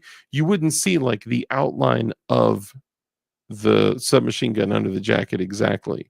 He was saying that literally, if a person walks through with a handgun hidden inside their waistband, that the system uses AI, everything from your stance, your walk, your spine, like if it's if you're leaning back or forward, if you're limping or whatever. They use thermal, FLIR, all sorts of stuff to figure out if someone's carrying, and it would actually focus and show like red lines around the area in your waistband where you're carrying. And he was like, it detects metal. So I tried to look it up. I looked up all over the internet. I couldn't find like exactly the same thing, but I did find some pretty impressive stuff. So let me just throw out there for all of you guys. If you are carrying in places that you are not supposed to carry, which I think most of us freedom loving individuals might, be uh, willing to do things like that from time to time, always. Just be aware that they may have a camera system that can literally detect metal on your person. So you may walk in to go drop off your kiddo, at the bus line or something, and their system at the outside of school or whatever, don't carry guns at schools. I'm just saying, it may be like woo woo woo, like alarms going off, like this guy's got a hammer in his pants. So I'm just saying, be aware, be careful, because you never know what type of systems that certain places have. Obviously, follow all the federal rules, laws, regulations, and stuff. Don't do anything dumb. Don't do anything stupid. It's not worth it. But also, don't be caught dead without that neener. Need that Glock 7. That's what I'm saying. That's what I'm saying. Cold rolled steel. I don't know.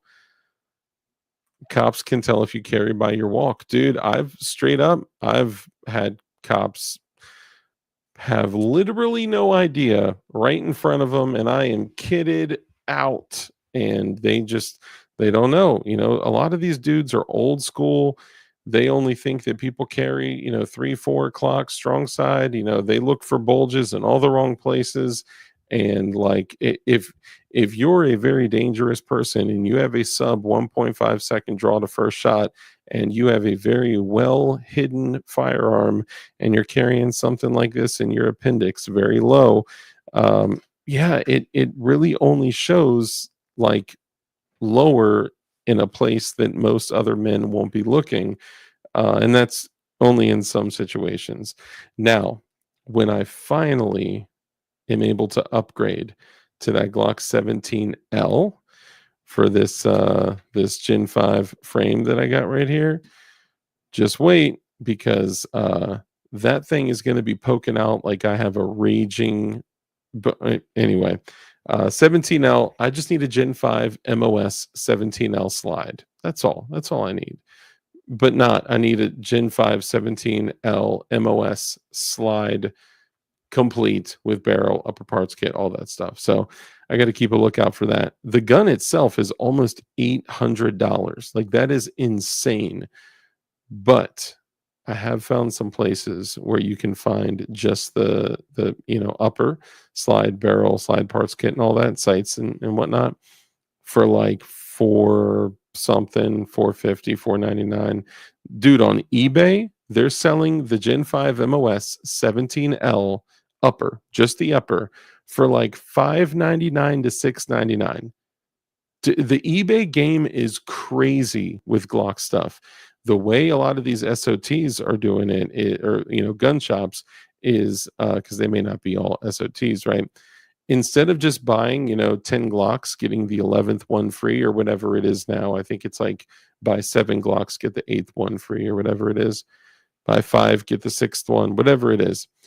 So they'll buy 10 Glocks, get the 11th one free, and then they'll price all of them at 6 and a quarter or whatever, 650, whatever they're going for. And then they'll make a little bit off of one. Instead of marking all of them down for the free one, they'll mark all of them, keep all of them at the same price, and they'll make a little bit more money. What what some of these dudes are doing, who are really making cake, is instead of getting 10 or 11 guns and then selling all of them at 625, 650, what they're doing is they're taking them, they're selling the lower for 199. They're selling the lower parts kit for 130, 140 bucks, 149, whatever, on Gunbroker, and then they're taking the slide assembly and selling that for $499 to $599 on eBay. So they're making like 700, 750 bucks, 800 bucks off of one Glock. And I mean, I respect the hustle, but I mean, that's a game changer. Let's see. With FLIR, it'd be heat transfer, but I believe something as simple as infrared sensor from a remote or TV could too if it was set up. Dang, that's pretty crazy. Let's see. Need Faraday holsters. Dude, that actually is a pretty good idea. It's legal everywhere here except the courthouse and sheriff's office. Had a chick tell me, I know what you got by the way you walk. Yeah, that's happened before. I don't think she was talking about your handgun though. Clint Eastwood, what's up, brother? Good to see you, man. So my Prince Albert is going to get me hung up now. Yes, exactly. People/cops don't notice, or it's Arizona and no one gives. Yeah, could be. I think it's probably a combination of both. Like most cops don't care about what you got. I've even had cops out here in Virginia literally be like, "Sir, thank you for carrying your gun," and I'm like, "What?" Like, that's a positive change. Gray man, bulge peaking. Yo, so it's actually JSD needs a 17L. You ain't lying. So okay, here's kind of an interesting thing that's happened. I don't believe I've told this story before, but I'll tell you this. If anyone out there has ever been racially profiled, it is a terrible thing. Okay. And no, being racially profiled is not only a black man being stopped by white cops. It could be a white man being stopped by black cops. It could be a, sorry, I just saw a breaking news thing come through. It could be anyone, right? Anyone that's racially profiled. I may have shared this story before, but I'll share this. I've shared this before that honestly, in the past, I was charged with a felony a bajillion years ago. Okay, I'm talking like we'll call it decades ago, but it was a long time ago. And since then, obviously, turned my life around. Started a family, all the things, right? And got my life together. Got a great job, and just kind of, my whole world changed, especially when you start a family and all that. Anyway, so having the charge on your record sometimes raises some eyebrows, right? Well, there was one day I was driving and I made an error driving, and there's this one stretch of highway that's policed by a particular type or agency, a particular type of cop. I mean, kinda, yeah, a particular agency that is mostly black folks from DC. Even though it's in Virginia, it is, most of the cops that I've met from that agency are are black dudes and black chicks from DC. And it's not like a bad thing. I'm just saying that's what it is. They're not all black folks from the city, but a lot of them are. So I made an error. I was on the phone. I had taken a call because at the company I had worked at, I was formerly in well, I'll say this. I was at a company where someone in a leadership role had just passed away and they were in the hospital. We knew that they weren't doing that well, but I had just gotten a call that they had passed away. And while I had gotten that call, I was trying to take in this information, which is, a traumatic moment, right? While trying to console the person that had called me and all that, and I wasn't focused on the fact that it was HOV. The left lane was HOV only. So I changed lanes and I went into the HOV lane and I was like, "Oh crap, it's HOV." Click. It's a time, right? There's a certain time window where that's HOV only, and I literally turned my turn signal on and got out of the lane. I think I actually passed a person in it. Either way, immediately, lights come on, and I didn't notice that it was Metro police behind me, and the guy had pulled me over. Now I'm in a new Lexus in a business suit, a very nice suit. And for you guys that don't know, prior to this, my old job, I had to wear a suit every day. So I loved my suits. So I would always get super nice suits, whatever. That was back when I was all into crazy worldly BS. Anyway, so I got pulled over, and obviously I'm carrying a gun. I always carried a gun. This is, back when I was working at that company, like 8 years I was working for this company. And I was much younger, but rolled down my windows, dome light on, even though it's still light outside. Hands at 10 and 2. Cop comes to the window. He's like, "Hey, what up, shawty?" I'm just kidding. He's like, "Hey, I pulled you over because you went in the HOV lane." And I was like, "Yeah." I was like, I apologize. I had taken a call. I just learned someone that I work with had passed away, and I didn't pay attention to the clock. That's. And I honestly shouldn't have said anything. I just should have said, "Oh, okay," and then given, ID, whatever.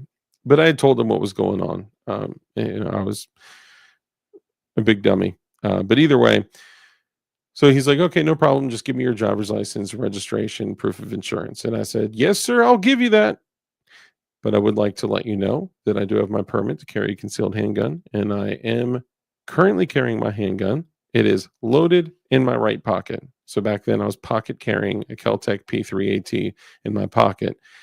However, I had other stuff on me, which will come out in the story in a moment. So he said, "Okay, no problem. Thanks for letting me know. Where is it?" I said, "Again, it's in my right pocket right here. I'm not going to touch it." And he said, "Okay, please get your driver's license, registration, proof of insurance." I said, "Okay, I'm going to reach with my right hand down to my right back pocket, but I'm letting you know because I'm going to have to bring my hand right near the right pocket where my handgun is, and I don't want you poking holes through me." And he said, "That's okay. Just go ahead and do what you got to do." So I did it, reached down, got my wallet, took my wallet out, took my license, got him everything he asked for, gave it to him. He says, "Just hang out here.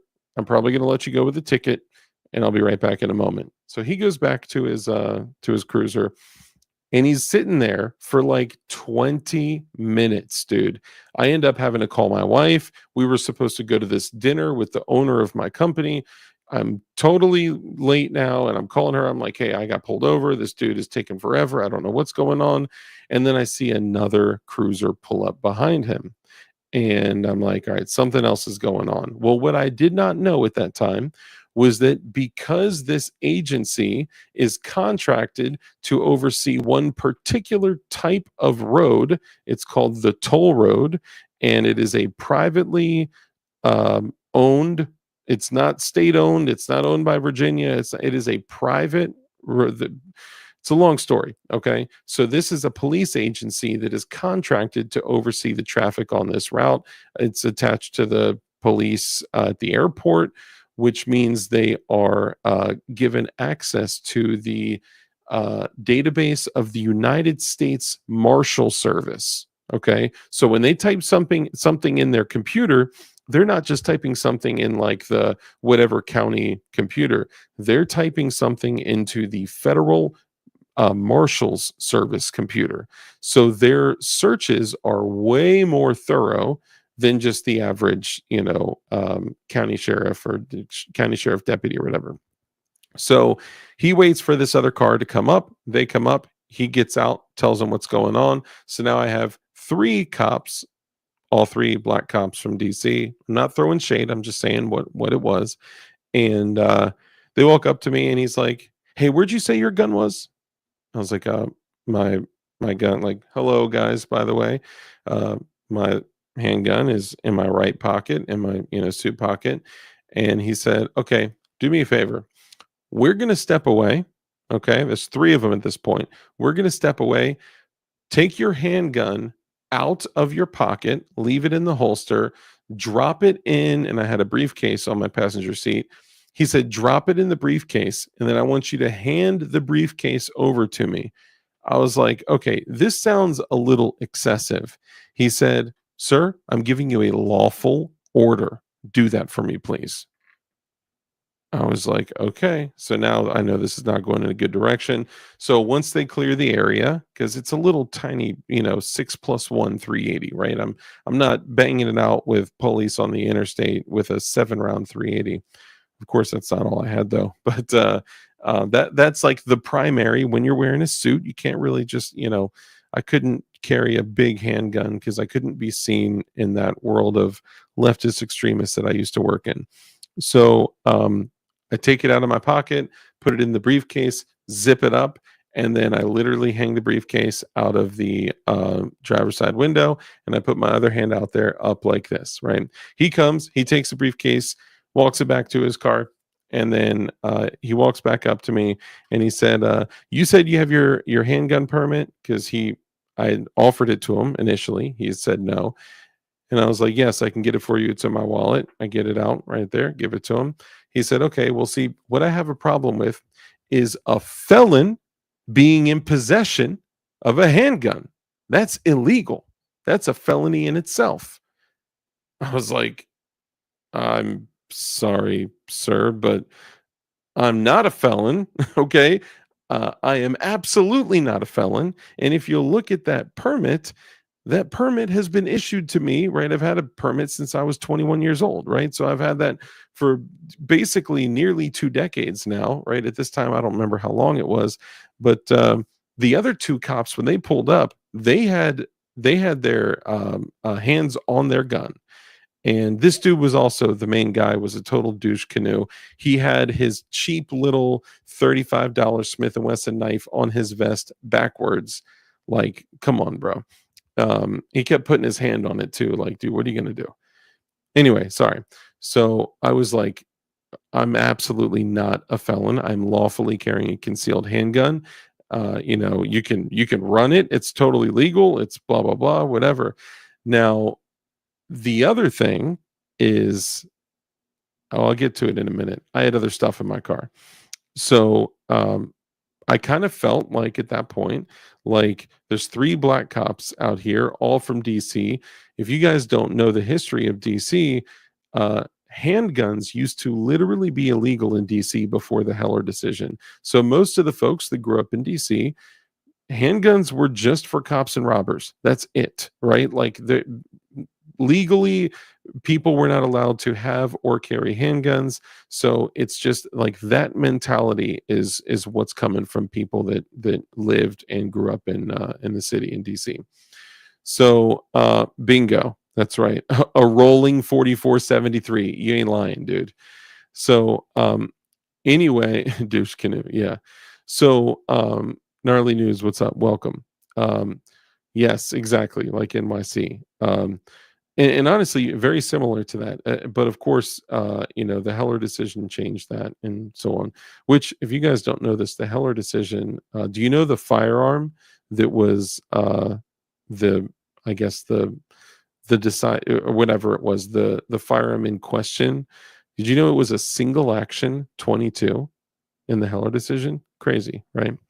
Anyway, so another cruiser comes up, and it's two more uh, cops, both black cops, and I can tell they're from the city. I can tell by the way they talk, and because I'm very familiar with DC. And I'm not trying to make this a race thing, all right? I'm just saying at that point we had 5 police officers. The other cops, when they got out, they literally had their handguns out, drawn at low ready. Okay, so these 3 cops are already, telling me that I'm a felon, that I'm not supposed to be carrying a handgun, and I'm starting to freak out because I'm like, okay, now more cops are coming. Holy crap, they have their guns drawn. Don't move, don't say a thing. So I'm like freaking out. And I'm like, dude, I'm about to like call my lawyer or something because this is getting to be too much. So I had told him, I said, look, I think I know where the confusion is. And I didn't know that they used the, US Marshals, database or whatever. How was I supposed to know? So I had said, I think I know where the confusion is. So years back, like we're talking like 18 years ago, I was charged with a felony, but I was not convicted of a felony. Obviously, if I was convicted of a felony, I couldn't do all this, right? It was a BS charge that was dropped from distribution to possession. That's it. I'm keeping it real with y'all, kept it real with them.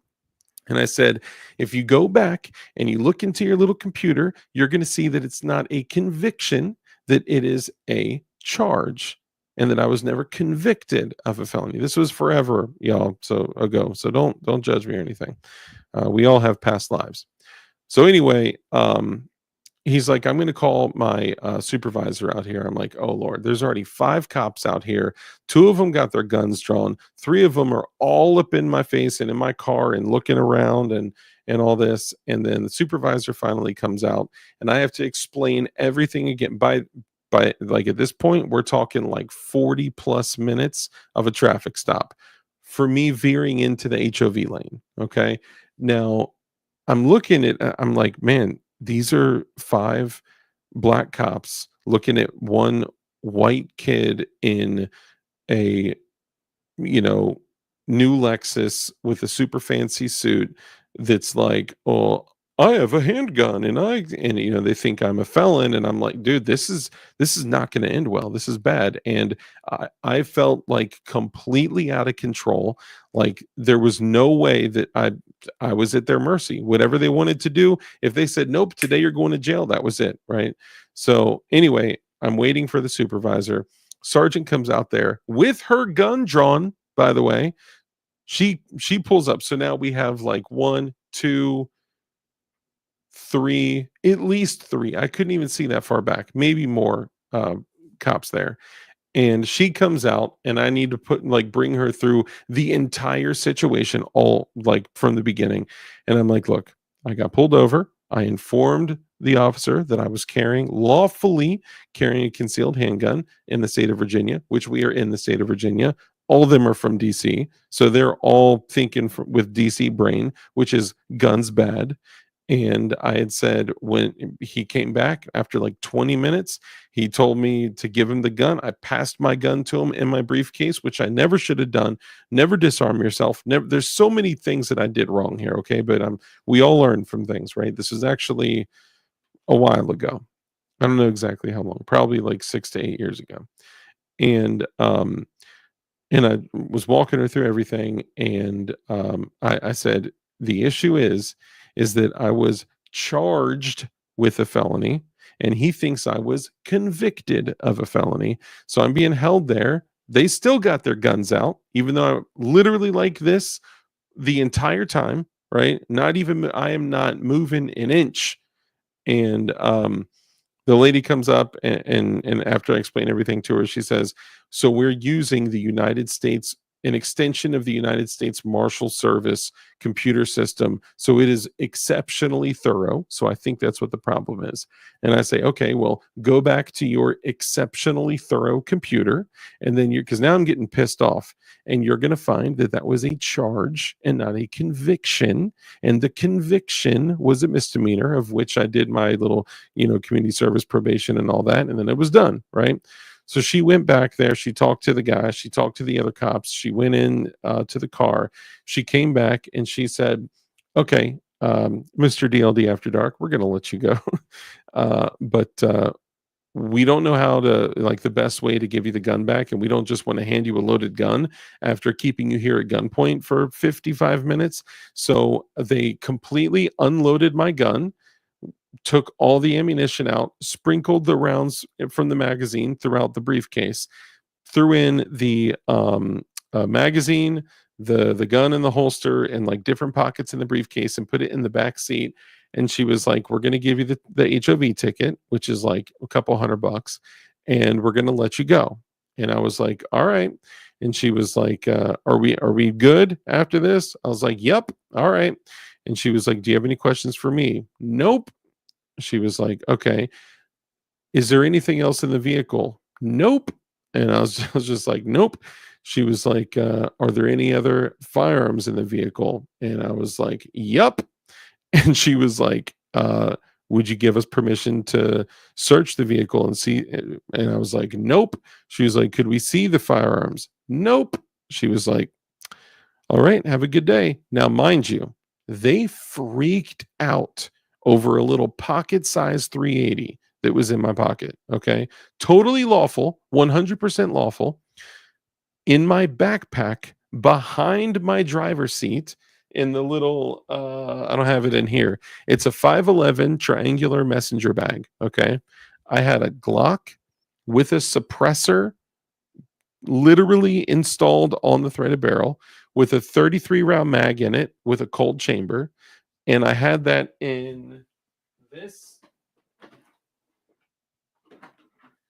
So I used to keep like a Draco or an AR pistol or stuff in this little 511 bag. It's made to carry a sub gun or a small rifle or something like that. But it got super heavy. I used to carry the Draco in it. I EDC'd that thing, the Chrome Draco, for years at an old job I used to work. And it got a little too crazy. So I was like, man, I don't want to carry around this huge, massive Draco anymore. So this Cry Precision holster is a holster where, regardless of what you have on the Glock, it snaps open like this, and it holds the Glock like this. So you can put any light you want on it, any attachment, suppressor, threaded barrel, red dot, all this stuff, and it just goes over the midsection of the Glurk. All right. So if I can give an example here. So essentially like that. Okay. I probably shouldn't do that. Anyway, and it's a cool holster because you can just clip the button and then roll it out. Right. And it was cool because back then there was no holsters for like, there were light bearing holsters, but my only light bearing holster was a Galco leather, holster like that. Anyway, so I had a suppressed Glock with a 33 round magazine in it with subsonic hollow points, with a cold chamber because of the way that it was positioned in the, in the backpack. And in my trunk, I had my SIG 556 SBR with a suppressor on it, like 240 rounds at least, ballpark, and a plate carrier. Now, at that point, I was so pissed in the conversation that she's like, any other guns in the car? Yep. Can we take a look? Nope. Can we search? Nope. Because I'm just like, I'm done. Right. I gave you guys all the grace. I was, I complied with every single order, all that stuff. And they just, treated me like crap the entire time. And I was like, am I free to go? Yep. And I sped off and I peaced out. But dude, I mean, that feeling of like, totally being powerless, and unless you're willing to bang it out on, the side of a highway, like you're totally at their mercy. And yeah, they could have totally taken me to jail, and it would have been a massive pain in the behind, and I probably never would have seen that gun again. They probably would have searched the car, impounded it, found all the other guns, and would have taken those. And that can that's on that 10-3 would have never been seen again. The Sig 556 SBR in there would have never been seen again. So it's like it could have been way worse, but it was still a crazy, crazy situation. And it made me think, like, man, this is probably how like black folks feel when there's like 10 white cops around them telling them you're a felon, so I get it. I understand what it could have felt like. P11 versus PF9, both are really good guns. P11s are dope because they're still very small, and they hold 10+1 or 12+1 depending on the magazine you got. But I've never had issues with P11s or PF9s. um, I had a friend who had like a trigger mechanism break, but I think that came apart at the sear spring from him like taking apart messing with it and stuff like that. But fun fact, Keltec P11s will fit in most Glock holsters. So there's that for you. I would have had the Keltec PF9 back in the day. Yeah, it just depends, what I was carrying at that time. Having like wearing a suit and having you know limited options as to what I could carry. I tried carrying a Glock 26 on my waistband, strong side like 3:30, 4 o'clock. I tried, and what would happen is I would sit in chairs. So my responsibility was to lead a company of a couple hundred people. So I was the person that had a lot of eyes on me. So when I would go to a room and sit down and I'm in a meeting of some sort or a sales meeting where I'm leading sales meetings of people, like similar to like conversations we have on here, and I'm talking with people, like they see you, they look at you, and appendix carry just wasn't a thing, right? But there was a time at the very, very end of my like professional stint where I did start to appendix carry. And what I did is I would wear really nice jeans, like they call them dress jeans. I would wear a t-shirt with a suit jacket over the t-shirt. So it was like casual dress, but I could still appendix carry. And that was like the way. And if I were to go back to working in super gay corporate America, then that's what I would do. But at that point, I tried carrying in my waistband, didn't work, because when I went to go sit down in a chair, the side of your jacket would get caught on the armchair part of the chair, and it would lift it up, and I'd be sitting in a chair and have no idea that I'm showing my handgun to whoever is on the right side of me. So then I was like, all right, well, let's look at a clip draw. Well, let's look at small of the back holsters. Oh, I got a bunch of shoulder holsters. I'll just try that. And it's like, it's popping out. You can see it no matter what I did. So it was like, well, let me just carry in a bag. It's like, well, I don't want to carry in a bag. I want to have it on me, because if I'm out like in a meeting somewhere or whatever, and I even got, dude. So it for me personally, the best option for me was to carry a Keltec P3AT that was extremely trustworthy, extremely reliable, couple thousand rounds through it easily, zero problems, and it was good to go. That I still got it. That's one of my OGs. I got a couple of them, few of them, and carried that in my pocket with a backup mag on the left side, right? And I would carry nothing else in that pocket. The only thing in that pocket was the Keltec P3AT, 7 rounds of 380 ACP, and the Galco pocket holster. Super slim. That actually, I think I have it here.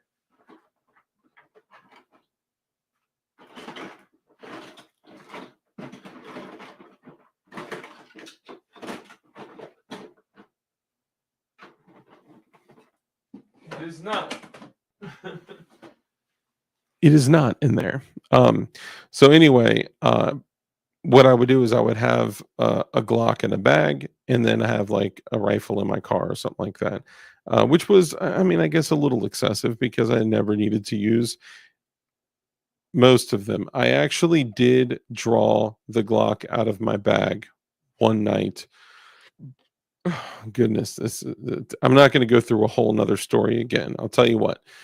Thursday we'll do a story time with Dark, and if you guys remember when I had to draw the Glurk out of my 511 bag and pointed at a guy that was driving a truck doing something that he should not have been doing, if you remember, throw a one in chat if you remember. Nighty night, Senor Bob. Appreciate you.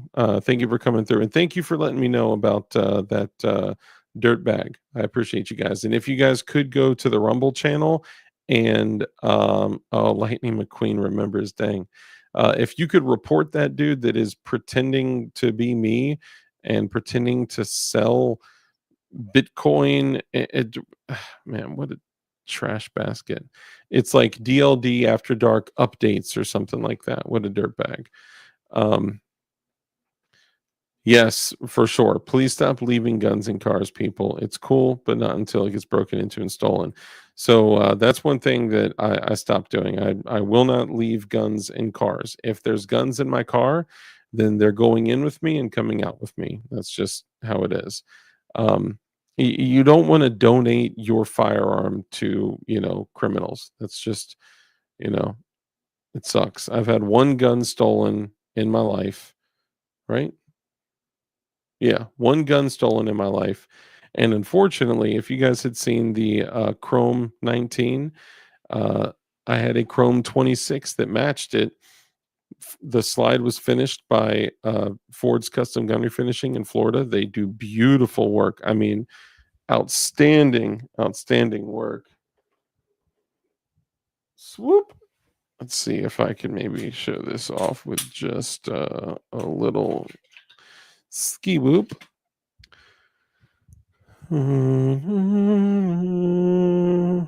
So the side is polished, the top is matte, and it's just very, very, very cool. Very, very, very cool.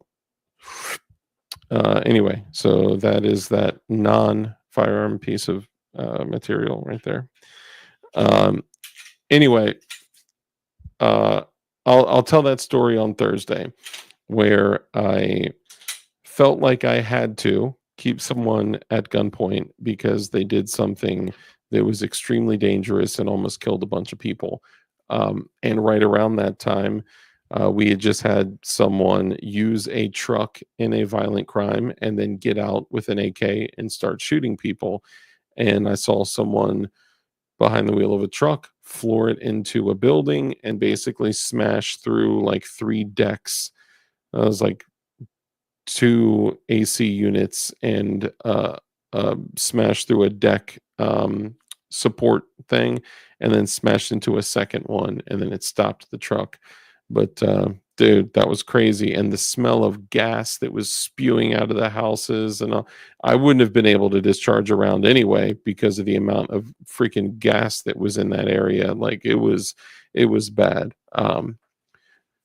Only a couple instances where I actually like felt like I absolutely had to draw a gun. In that instance, had to. I believed I had to in that moment. I believed it was my responsibility because I was literally right there. But the only other situation where I had to draw a gun after I got my permit was when a guy at a party pulled a knife on me. And that was a bad situation. 21-foot rule is a thing unless you have a sub 1.5 second draw to first shot, because and if you have an OWB, like an outside the waistband setup, and you're running a safari land and you can get a sub 1 second draw to first shot, or even get it out in like half a second, ain't got no chance. Sorry, doggy. That whole like, well, they can clear 21 feet in less than 3 seconds. 3 seconds. I'm taking my yawn break to dump one in the medulla oblongata. Anyway, What do you say, Gen 1? Oh, hold on, exactly, Dark. It's like giving car hoppers, criminals, a thought that every 1 in 25 cars they break into will have a gun. Yeah, for sure. Yep. And dude, man, we need to stop putting mag pull stickers, Trigicon stickers, Glock stickers, protected by Glock. Like we need to stop that. Even, dude, even the American flag stickers, we can't do that because they know what that means. That means that it is someone that cares about the republic that we live in, and they know that a car with that, like a thin blue line. That's another story, but it just don't do it. I even see so many cars, trucks, Jeeps come from the factory with that, like, the American flag decal on it. I'm like, dude, I don't even want that, because someone's going to see that and be like, that's a gun guy. I look at it and I'm like, that's a gun guy, straight up. The Tea Party tags, dude. Okay, first off, the Tea Party tags, it's the same thing as putting a mag pull sticker on your car, number one. Number two, please help me understand. If you look at what the Tea Party represents, the protesting and refusal to pay undue taxes, why are you paying the government $40 to get those custom plates? Like, can you please explain that to me? Why you're willing to pay $40, $50, $60 to the government to put tags on your plates to advertise that you're against paying the government? What? Bro, goodness, people. Sorry. Anyway, ladies and gentlemen, I so appreciate you guys. Thank you for coming in, tuning in, hanging out. And I thought you were talking about 1%er stickers. Teabag party, right? I know, right? I like having the pictures of animals. Yeah, dude. Dude, they got us, right? How brilliant is that? It's like, ooh, I got an idea. And I remember, dude. So I actually was driving into there's right between Alexandria and DC. So Alexandria, Virginia is actually where the DC airport is. It's called DCA. So technically the Washington DC airport is not actually in Washington D.C. But anyway, I was going down this area in Alexandria near the Washington D.C. airport, and as I'm driving through, this was me when I had Tea Party tags on my car, and I had a couple different things. One of maybe I shouldn't give my license plate stuff away. One said strapped, and one said 2 Glocks, and one said a particular type of AK. And anyway, I'm driving by and I have the Tea Party tags on my car, and this dude does like a Tea Party like thing with his arms, and he's like, Tea Party or something like that. And I was like, oh, what's up? And it was like, man, that's like cool that like this person is and it made me think like, whoa, hold on. I'm advertising that I am against paying undue, unfair, inflated taxes to the government by paying the government undue and unfair amounts of money for these license plates for the like, you know what I'm saying? Like that, the audio and video don't match. So that's all I'm saying. So I had like that moment of like, click, like, I should not pay this. Oh, nice. You got a Walther that was made in Alexandria. That is gangster. You know what I always wanted? One place in Virginia that is very, very close to my heart is Sterling Park, Virginia. There are a lot of HKs out there that are actually milled Sterling, Virginia. One day before I die, I will own an HK SP5 or SP5K that is milled Sterling, Virginia in like on the receiver. That would be so dope. It's like basically, if you guys out there like could have like a gun with your birthplace or the city that you lived in the longest or whatever, like that kind of thing. Only you don't have to pay the government, $40 to $60 to get it. Anyway, I'm joking. I'm silly. Well, ladies and gentlemen, let's go ahead and wrap up. Let's remember this. Regardless of who is in the administration, regardless of, or I guess, who's sitting in the Oval Office and what administration that we're under, I would encourage you guys to take a second, take a step back, and disengage from the craziness and just think for a moment and realize that we are in a culture war and that it is important that you take on the role of culture warrior. And man, things are crazy right now, and it is important for you as a man, and mostly men watch this channel. There are some women out there. Shout out to y'all, love y'all, especially Ting Ting. Hey. Anyway, it's important that men show up as leaders and show up as leaders within their family, within their community, within their church, be better leaders, better spiritual leaders. And the way that we do that is by holding ourselves to higher standards and expectations. And, we help others within, our area also be better leaders and hold them to higher standards and expectations. And the rules I like to share with you guys at the end of every show are: rule number one is to be kind. It's so important that we're kind in everything that we do. There is a small announcement before I sign off here, so stick around for a moment if you will. Rule number one is to be kind. It's so important that we're kind in everything that we do. That brief interaction that you have with somebody else could have a massive impact on their life, so be kind. Rule number two is to live a life of care, compassion, contribution, give to others. When you bless others, you become blessed because a hand that's open to give is open to receive. Rule number three, because we know the only way for us to defeat evil is with good men skilled in violence. So make sure that you're becoming as highly skilled in violence as you possibly can be, and be safe, be dangerous, and keep that thing on you. Listen to that. Dang, bro, that PETG.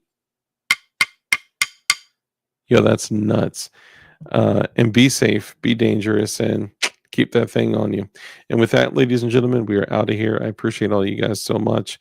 I actually gave a handful of firearms to a FFL a little ways away from me, and I'd put them up for sale there July 1st. Now, what I didn't realize is that like a week after I did that, and I mentioned this to you guys a few weeks ago, they had a flood, but their actual roof had caved in, and I guess they had like a leakage in the roof and ceiling, and then they lost air conditioning, so everything got like nasty and damp and mildewy and moldy, and then the roof had caved in, and then like water and all this stuff came in. So anyway, all the guns were protected because all the guns were in this massive bank vault of a safe, right? So I had I got like 17 to 1800 bucks into a Scorpion that's there for sale, and it has a binary trigger. It's got a whole bunch of crazy extras. The binary trigger itself is like 450 bucks, and it is an original Scorpion Evo 3 S1, so that's for sale there. If anyone out there is interested, I'll give a heck of a deal. And again, I got like 1800 bucks in it. It's got an optic, it's got like a bunch of magazines, a whole bunch of upgrades. It would be too much to go through it right now, but I would give especially a viewer a heck of a deal if anyone out there is interested. The binary trigger on that thing is nuts. You can dump a 35 round magazine in under 3 seconds. We've timed it a bunch. But I also don't have a buttload of rounds through it. And literally, you could just have that FFL ship it to you. So that 4.75 inch AR with an aim point, I mean, I'll let that thing go for like 500 bucks. The optic is like 300 bucks. The Oh, the blue Keltec Sub 2000, that's there. I don't care. A lot of this stuff, I don't care what it sells for, but I do have a bunch of stuff at that shop on consignment. I got some other stuff too. I just can't recall right offhand what it is. Also, after putting a bunch of thought into this, the Knights, oh, that would be dope. That'd be dope. Hootie Who, I don't know. Um, Also, my SIG 556 SWAT SBR, I'm going to get that removed from the NFA. My Crink, it's an Arsenal Crink, the SLR 106 UR SBR in 556. I'm going to get that removed from the NFA as well, turn both of them into pistol configuration, and then sell them as pistols. So both of those are going to be for sale as well. I'm just trying to get rid of stuff that I don't use, run, or need anymore. I got all the sub guns I need. I got all the ARs that I need, all the AKs that I need, certainly all the Glocks that I need. But if anyone out there is looking for some super dope based binary action, holla at your boy. Oh, you know, I just thought of, I also got that binary Glock too. You know, I don't know if anything out there is of interest to any of you guys. Holla at your boy. Let me know. I'm selling through a bunch of stuff that I don't need, but just know that if I have something, chances are that unless I specifically say that it's beat up, it is in excellent condition, tested, running, works well, looks great. Anyway, that's it, guys. I just wanted to throw that out here. We're out of here. I appreciate y'all so much. I love y'all. And throw some comments after the show is posted. Let me know what you guys would like to see, who you guys would like to see.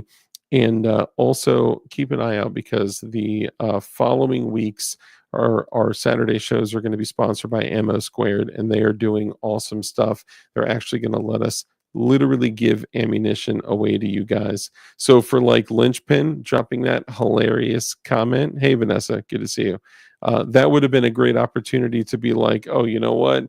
Boom, here's like a brass shower. Like Lynchpin gets, 50 rounds of ammo, 100 rounds of ammo. So they're going to let us do stuff like that, and they're literally going to let us just give you guys ammo, which is so cool. Probably one of the coolest sponsors that we could ever have. So it looks like somebody just send me a PayPal.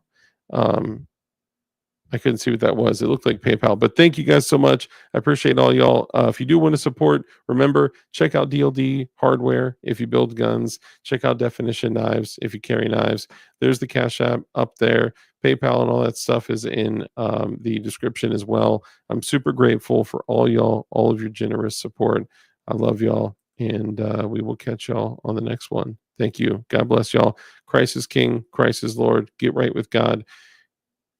And please, lastly, build a close relationship with Jesus. Okay. He just wants a relationship with you. That's all. Isn't that dope? Goonbeam, did you see the dopest use for a Goonbeam? I got that see-through jammy. How can I do it where I don't blind you? Come on. Oh, if I do it like this. Yeah, there you go. Dang, this sucks. This is like impossible to do. There you go. All things through him. Bam. Anyway, love y'all. I'll catch you on the next one. Peace.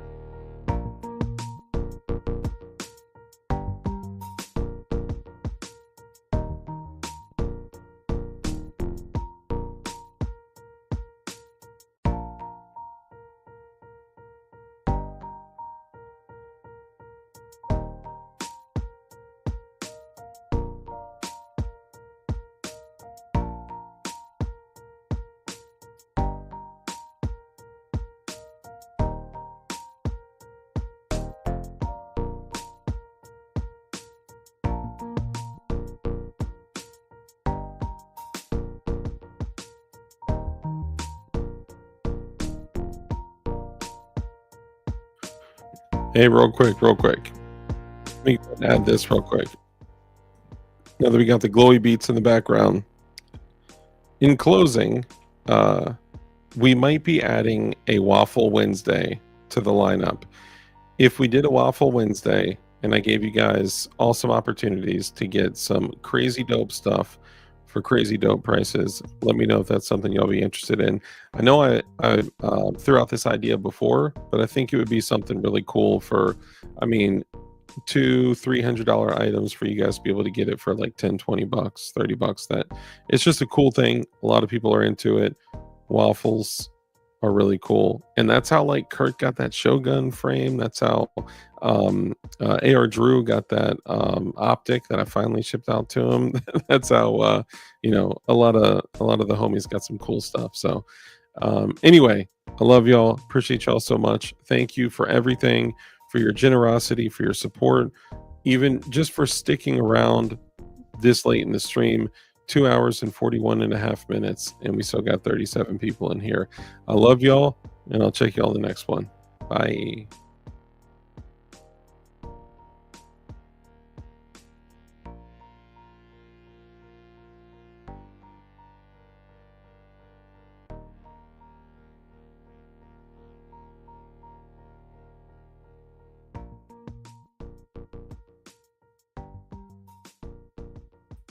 Hit the like button. Hit the like button. Hit that like button. Hit it. Boom, boom, boom. You got to hit it 3 times. All right. Love y'all. Peace.